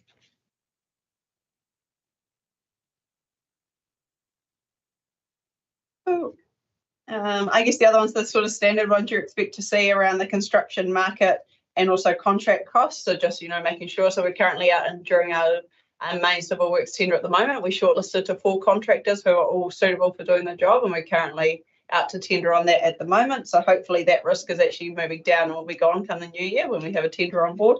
But I guess the other part that sits there is just our the subcontractors, long lead items, and being able to lock in those things as soon as possible for cost assurity.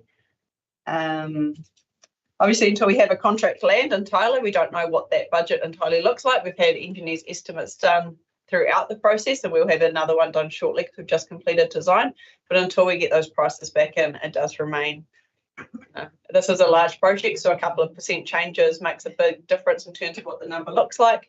And also aware that there's only, this budget is large and it's large for this council. And so understanding that any increase to that has a big impact on other projects, which are of smaller value. So that's where that one sits. But again, hopefully once we've got a contract secured early next year, then that risk will either be removed or come down because we have a lot more surety around what those numbers are looking like or what contingency we have to play with, in which case I guess it changes to being able to manage within our contingency budget. And then I guess the other one is the fact that we have designed a treatment plant without a resource consent that sits there to confirm what we're going to need to do.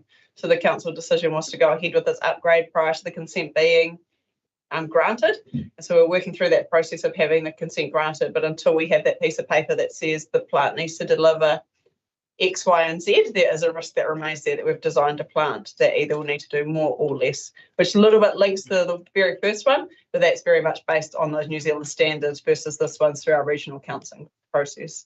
And that's the difference between the two of them, but similar outcomes. So I guess the question there is, design a plant that is of a higher standard than the current rules, or did it meet the current, as in the previous freshwater policy management? Yeah, so we have created, so we proposed what we believe, or our consultants team believe it would meet that. Yes. We have received submissions though that suggest it's not. So we are working through that process on a discharge consent. Submissions that the new plant will not meet this new standard. They believe just the interpretation of science that they'd like us to do better. There's an argument between scientists on how you put those freshwater policies in place and how you measure the stream. It's not a new thing. It's not a new thing. It's just standard. Yeah. I guess if this with the current government policy and where it's sitting at the moment, that's up in the air, isn't it? Yeah. So they may tweak it a little bit.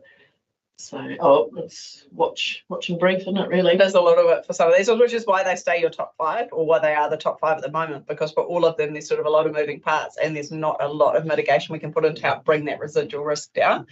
Compared to some of the other risks you can see, we can put things around it, like talking to the power supply company early, placing that order, getting in the list earlier than we need it, having that supply. There's a lot more mitigations, where these ones that still sit here have a lot less. We can impact them a lot less in some ways. So sorry. So the power supply, it's quite significant. It's not just a transformer. It's a whole new line that's got to come in. With potentially could trigger an upgrade for the Matamata community, depending on the size and what other power requests they've got in the township as well. Right. Yeah, it's a big power supply. Yeah, and we need that power. Yeah, and this is the challenge of going from biological sewage systems to mechanical systems. There is an extra operational cost involved with these mechanical systems as well. Absolutely. Yeah, it'll cost a lot more. It'll cost a lot more. And this is the thing around standards, that, is understanding the ongoing impact of these high standards that are being imposed and the additional cost to achieve it. And electricity's only going to get dearer. Yeah.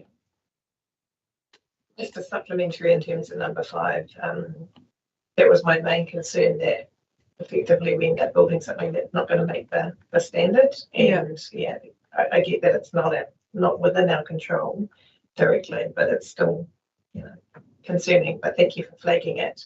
The other thing that I might say, not only in relation to this one but the other ones as well, is that I think we also need to keep an eye on the health and safety space, because we do so much in terms of mitigation in that space that it potentially won't appear in any of the top 5, but we just need to keep making sure that we keep that front of mind as well. Any other questions from the committee? Or she's having none. I guess a really naive question. Solar power, solar power, in terms of,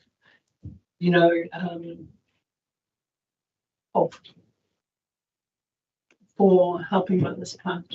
Yeah. not naive, but also I'm working, so I consult into NPDC to help with project management. Another treatment plant that I'm involved in uprunning, they are installing a solar farm to offset the power. So that solar farm will create enough power that will run the plant during the day once it's up and running. And yeah, that was an outcome of that exact discussion. And so the payback period, I'd have to go and confirm, but it was somewhere around before 10 years is the payback period on a solar farm. And it can, yeah, for Cambridge, it will create enough power to run the plant during the day. They'll still need power supply at night.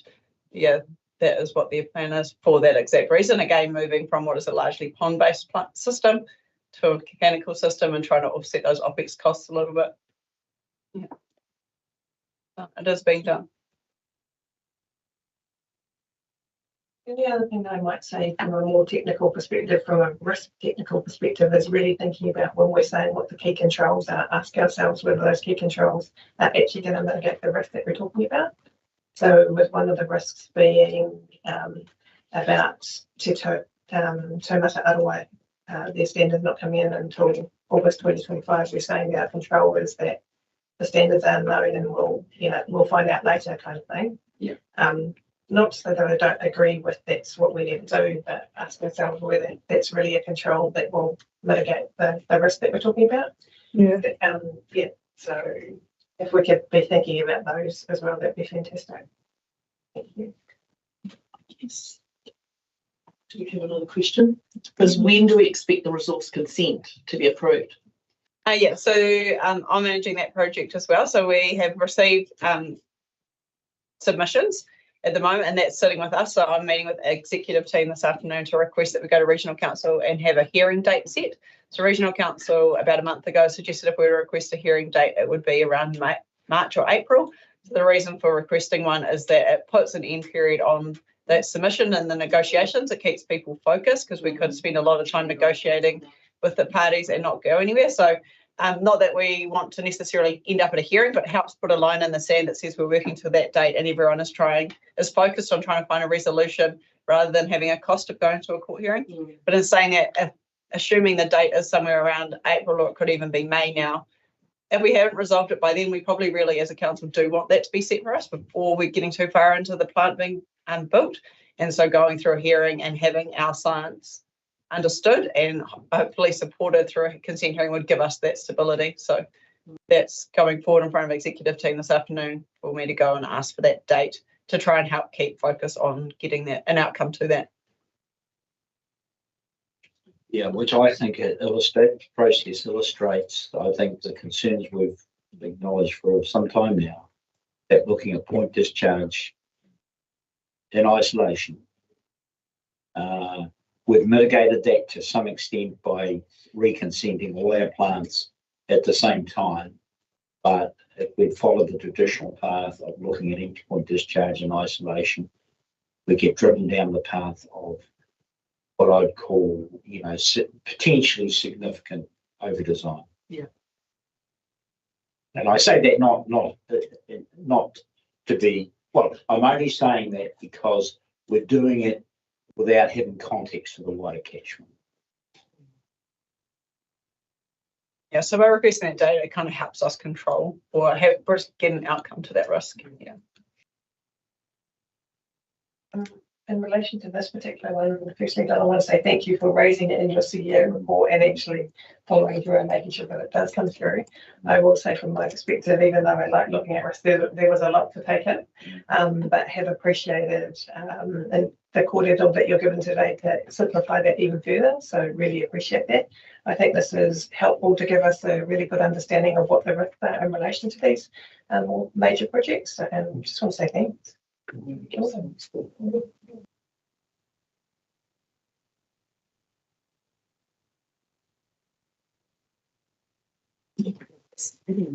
Chris is here for them. Over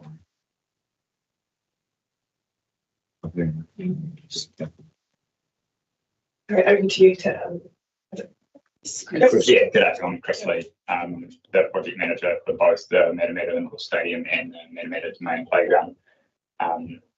We can start with the stadium if that's, I don't know whether there's an order there, but so this one, bit of an overview, we're expected to start break ground next month, sort of mid next month, and then complete by February 26. So just at the end of developed design now, hoping to receive that from Foster's Construction in the next week or so. And we're working with Matamata Futures Trust and are doing a lot of the community fundraising. So that's ongoing, and that's hoping to help the funding risk that we have there, which is number one. So yeah, inaccurate or insufficient costing or contingency is our number one risk there. So we can take any questions on that. Do you have an up-to-date number from the community? I know it's sitting over 4, isn't it? It's well over 4 now. Yeah. We thought, well, with the Lion Foundation funding, that'll be another 250k. So we don't actually have that number, sorry. Yeah, no. So just to, yeah, there's a few, yeah, there is fundraising ongoing, but there is just a 4 in front of it still, isn't there? I think. I don't think we've had an update lately from the working group, have we? Sorry, we've got a couple of applications that we're expecting decisions on from community funding over the next one this month, one next month. That's about $1 million worth of potential funding if we're successful. And there's still the expectation or the hope, I suppose, that once ground is broken, you know, we've talked about this quite a bit, that community interest in the project starts to pick up once they see literally some work taking place, but which brings you nicely into the number 2, doesn't it, Chris? Yes, yeah. So yeah, we exactly that. We're hoping to generate a bit of momentum with the funding side once we actually break ground. Probably seeing there's going to be a bit of, I imagine there's a bit of community involvement in that, and yeah, hopefully we'll get some businesses that are keen to contribute. Yeah, but I guess what I was alluding to was that operating agreements, which is you know, which has still the ability for us to delay that breaking ground, the start of that project. Yes. So the ministry require us to have a development agreement and also operating agreements in place before they will sign that development agreement. Just met with the school this morning, and there's a bit of back and forward around that. But we are hoping to have that signed today. That'll be the operating agreement, which will satisfy the ministry. Hopefully they'll sign the development agreement, which then means we can get those contracts signed with Fosters and swaps. Hopefully by the end of the week. That's what we're aiming for. Because I know there was some angst at last Monday's meeting, stadium meeting around the potential delay, And I mean, even if we get it at the end of this week, it's that's another two weeks, if you like, even from our meeting. So yeah, great that you've had another meeting with school. But yeah, goodness me, I've never seen anything quite like this. Yeah, so swaps have been really good. They were in the meeting this morning, and I gave them an update where we're at, and they're happy to just keep moving. Good, that's great. Which is great. And then Fosters, we've updated them as well. And as I say, we're coming to the end of developed design in the next week, and then I think we have 10 days to approve that developed design, or we'll sort of get into that next phase of work that is outside of that letter of intent that we signed. So they're pretty happy just to keep moving as well. So all going to plan. We'll have that all signed up by the end of the week. And yeah, fingers crossed. And with these delays, has there been extra cost incurred? Is it not too? We're sort of sitting reasonable at the moment around. Not delay yet. No. But there will be cost incurred if there is. Yes. Yeah. It's the risk is that if we delay the signing of those contracts too far, that then it's unrealistic to for swaps to mobilise mid-December. Yeah. So that's the risk there. But even if it did move into January, which we're hoping it won't, it's not going to incur any more cost to us. It would just mean there'll be a bit more crossover between swaps and Fosters when they're on site in February, March. Well, that can be managed. Yeah, exactly. Yeah. Any questions on the operating agreement?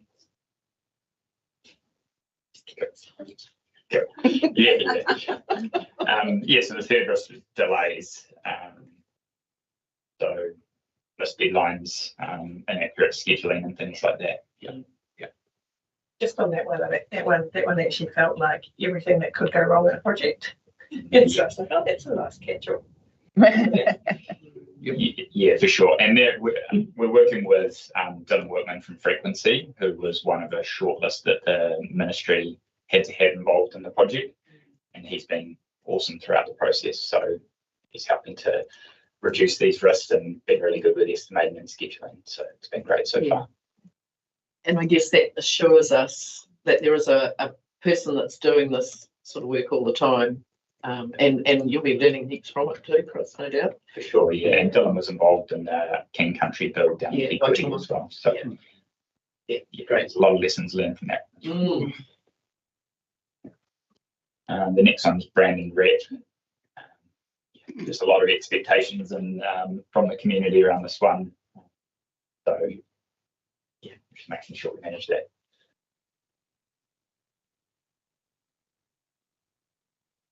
Some of us are quite close to this project. Yeah, I was going to say, I think a lot of elected members will be across this a lot, but I do find it helpful, even from an independent perspective, to get this view of it. Oh, this is great. Yeah. It just helps to target your questions and target your thinking as well. So that flows on fairly easily to the next one, which is Brandon Rep again, but it's more around the neighbours. So we're making sure we manage that by meeting those neighbours. We've got consent conditions where we need to consult around planting and things along boundaries. We're doing a letter drop before we break ground as well to make sure that those neighbours are informed with what's going on, and that'll have a stadium email in there for any questions that they may have that will come straight through to comms to myself. Any questions on parking for neighbours? It was topic throughout the resource consent. We have 94 parks on site. That should be sufficient for day to day, and then there will be traffic management plans put in place if we have any sort of overflow into those surrounding streets.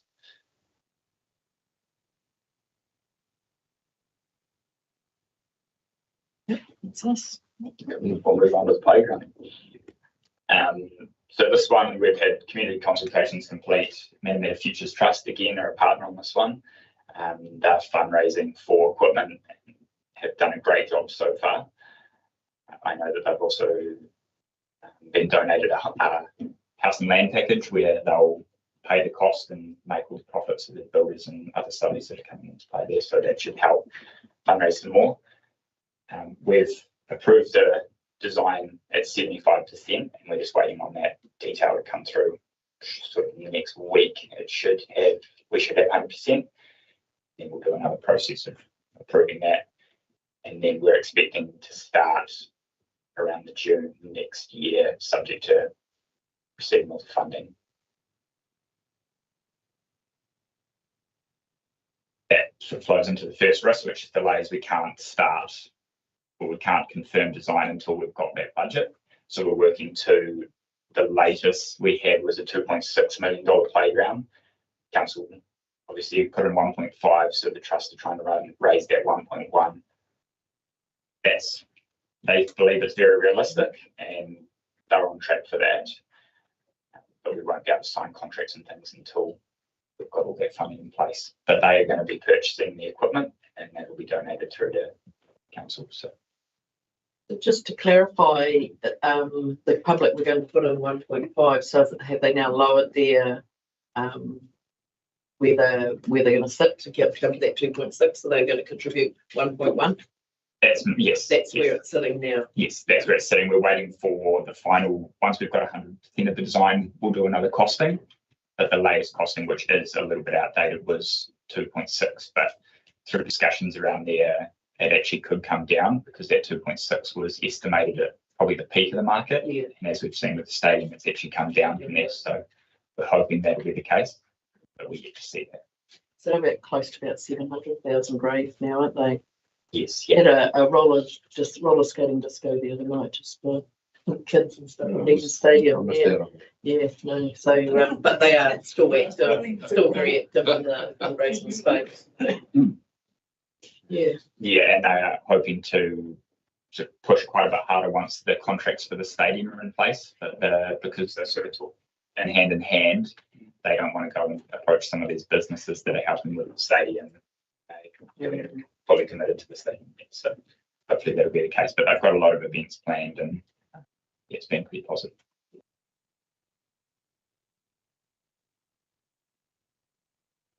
There's risk 2, insufficient and ineffective stakeholder partnerships and communication. I think the fact that the community is so involved in this, that the insufficient and effective engagement is almost counted, because there's been so much community involvement in this. It's basically become a bit like the stadium being community led, which in some respects that risk is a little bit less of a problem as it would be with some other projects that we do. Yeah, and council's team has done a lot of community engagement and discussions around plans and things like that. So, and we're meeting with Matamata Futures, Rose from Matamata Futures often as well to keep updated. So it's been working really well so far with their communication. The next risk we've already sort of discussed is that council put in $1.5 million, which is over the budget for the total. So, as we discussed, that's been managed. Continue fundraising.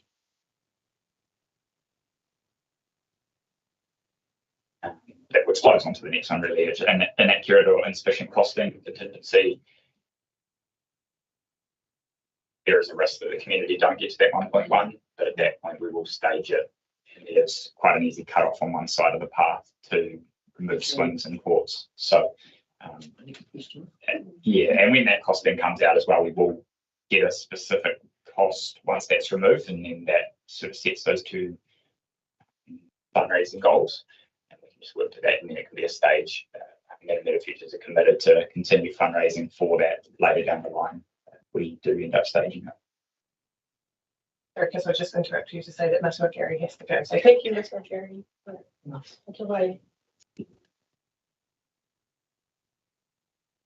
That final risk is the failure to manage community expectations, especially if we did end up staging it.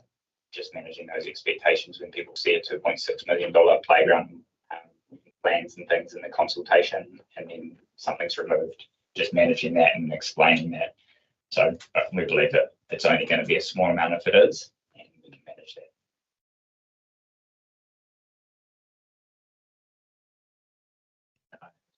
Members have questions for the details. So I'll just ask a question in terms of the risk trend. So if there's something that, if the wheels come unstuck in one of the particular areas, can you just remind me what the escalation process is, given that council doesn't meet, or council meets monthly, this committee meets quarterly, just how that message gets through and action happens and reporting gets done to keep elected members aware of what's going on? Yeah, cool. So any trend, any of these top 5 risks or any large risks will be fed through the monthly reporting that Rachel's leading. So any risk that comes up in there, we'll put that in there, and then it'll feed up the chain to the executive and then to council if need be. Because I was asking that because I thought that the project reporting was at a project level, and there might be significant ones within here where the wheels may come unstuck, which may have an impact on the overall project. I was just trying to understand how that was going to go. My understanding is it would go through so that E-team action would happen, and then if there was any need to inform council, then it would go by the monthly reporting process. Yeah. So initially when things fall off, they should be going to their sponsors, go to the exec team if needed, and escalate if necessary. If it can be dealt with at exec team or sponsorship level, move on. Thank you. Any other questions or comments from committee members? I will say that I do find this reporting really helpful, just to help us focus on areas that may need. Did I check out when she had that running another column, if you like, of mitigation, illustration of mitigation measures? Oh, I think it's maybe I can take that offline and show you exactly what I meant in that case. But through the key control. No more columns. No. I think I just thought on those top five. Yeah. Yeah. I will show you exactly what I'm talking Okay. about there, but it's more, no, I'm happy in that particular space. Sorry. Cool. You know, this reporting is outstanding because it means that we've got our eyes over these projects. I guess the question going forward is we meet quarterly, and these reports will be added into the CEO report, obviously, as they progress each month. Do you want these risk ones done monthly? No, I don't think we need the risk one done monthly, do we? I don't think there's a lot to be gained, but I guess it's just highlighting if there's any risk. So I think just having these, I think any change. If there's any change, I think change would be good. My only comment on this one is that you've got safety and wellness was 19 and 11, and I would have thought it could have just been one. No, you actually you have taken into consideration, you know, safety and wellness, but it's, to me, it's breaking it down too much. Yeah, and that is something that has been worked through pretty much for the whole rest of council. It's like, how much detail is too much detail? How much do we wrap things up? How do we find that balance of providing the information, not burdening with too much information, so you know what's happening?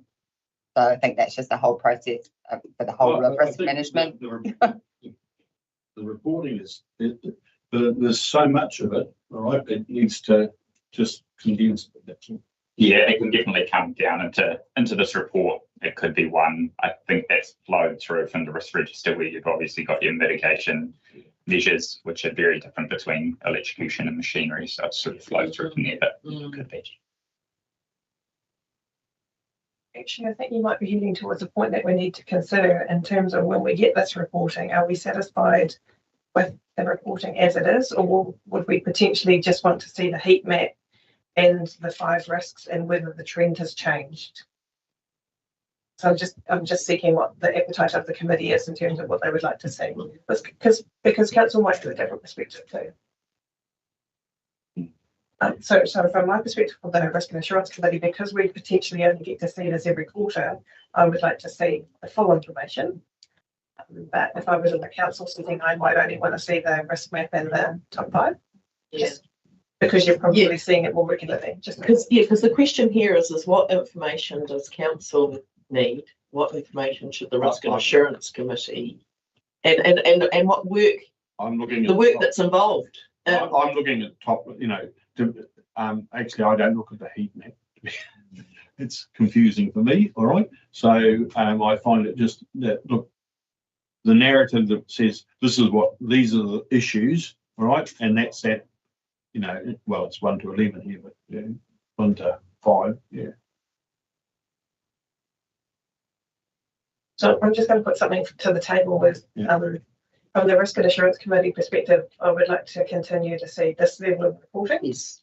And then I think it's potentially up to council to determine what they think would be satisfactory for their regular review processes. I agree. I think that the council does get to see a lot more information and hear it, and they've seen other stuff that we might not see, but there was a real value in being able to see all the information in front of me and coming to the table and thinking, you know, this is what I need to ask questions on, but I like full information. On the other projects, so I mean, we picked these 3 because of the one, obviously, one was regulatory challenge. The other 2 are very political implications, but very high profile. Yeah, these are front of the newspaper. So whether or not you want a project added to that, whether there should be another couple there, I don't know. This was just a suggestion. I think elected members probably have a better insight of which projects could create more risk. I'm happy with these ones to start, and that doesn't mean that we couldn't get additional ones added, or if we were more comfortable with some of these ones that they would drop off. But at this moment in time, I'm happy with these 3 and this level of reporting for this committee. And I'm seeing nods, so that was good. And yeah, again, thank you for the work that's gone into this. Yeah, I think the biggest thing for me is we don't want to create over-reporting. But, you know, there's a balance here of just an update probably from management would probably suffice. And then if we've got questions, then you can go back, I think, as from a council day-to-day operation. I think what can happen over a quarter and 3 months, if something escalates, well, we'll know that'll be the expectation. If something escalates, then we will be, you know, that will filter its way through. But it's just having our eyes on it. Whether or not this came to the committee, it's done anyway, isn't it? Right. So The risk register. yes. So to me, yeah, knowing that it's done is an assurance. Yes. Right. And so we've got the assurance side of it. The risk is that what we need to know is the identified risks that are going to that could be possible, and that so the report should be more concentrating on the potential risks you foresee that we need to be aware of. That's how I see it, in a more summarised form. Can we just ask, we just push play or push a button somewhere and this generates this report? No. No. Yes, I'm just trying to get an understanding of how much human intervention is required. It's well, Rachel, are we getting close to automated? Yeah, Rachel, it's improving. Is that fair? You know, that clicking people are setting up project registers in the main system, which allows you to draw automatically as opposed to having. There is no word. Not yet. No, I thought that you pull the information through. So then it's certainly, if I can comment, it's certainly on our radar to try and make this as automated as possible as part of our SEBS project. I think one of the things that I would observe about project management is it's about habits. I'm not being a project manager, getting people into the habits, and that's what Rachel is promoting. And as I mentioned earlier, that there are some people who do it really well and others who need help. That's why I think it'll take us all year to get there. So for us, an executive team, in the same way that you get assurance knowing these things are happening, we're happy to keep pushing, because that's the foundation for to be able to make better decisions. So the goal is to have it a push of a button. It might take us a bit of time to get there, but that is definitely on our radar. In the meantime, it's getting people to do the right things, making the right decisions, capturing those as they should. So we think it's worth the effort to keep doing this. We think that they're putting tension on ourselves by having to front up and report on these is good for us too. So we don't want to overload you. It's great feedback in terms of what you want to see, but this is all part of developing that whole process internally. Yeah, and I'm conscious of us getting into the operational side of things. Is at what point are we, you know, because yes, these are strategic assets that are being built, but there's an operational aspect. So if we're assured there's a risk in register and we understand the trends, the council really just needs an update on the progress and what the risks are. That's all, and that can be easily done through a CE. You know, it's not you generating more reports, it's interpreting the information you've already got, and when you update it as to where it's at. So let's not I don't want to overburden staff, and I don't want to overthink it. No, and that's why I was asking. This is not done for us. It is done anyway. Mm. Yeah. My understanding is it was being done for E-Team, and therefore we were just getting similar reporting. Yeah. And so, as a result of it already being done, I think it was good for us to have a lens. So this is incorporated into the progress reporting. You've got your premier risk summary on there anyway, if it's financial or whatever risks are high at that time. And so this is basically just a drill down from that for you guys. Really fine. Yeah.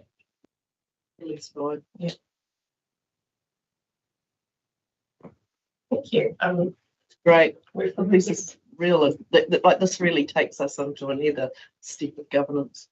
The recommendation and from the basis that the information being received, I'm happy to move. Could I please have a seconder? Adrian, seconding. All those in favour, please say aye. Against, carried. Thanks, Tim. Appreciate it. Thank you. We are now on item 4.5 on our agenda, which is the risk and assurance program for 2024, which we will take as read. And I think just as for transparency, I had talked about, I think that there were a couple of items like the top risks that were deferred, a couple of minor adjustments to be made in relation to scheduled versus deferred. Other than that, does anyone have any other comments? Everyone's frowning. So are we meeting on the 23rd of January? Definitely. Oh, that's last year. That's this year. We did. That's right. We did the early one this year, 2024. LTP. Yeah, that was the LTP. Yes. So that was the insurance or MBD. No, risk insurance. We did meet on the 23rd, and that was for the LTP. That was our draft. So Yes, looking back. This is our 2024 launch program and how we've done. The only comment that I had made is I think that with the review of top risks, I think it was also deferred for the 2nd of July as well. Other than that,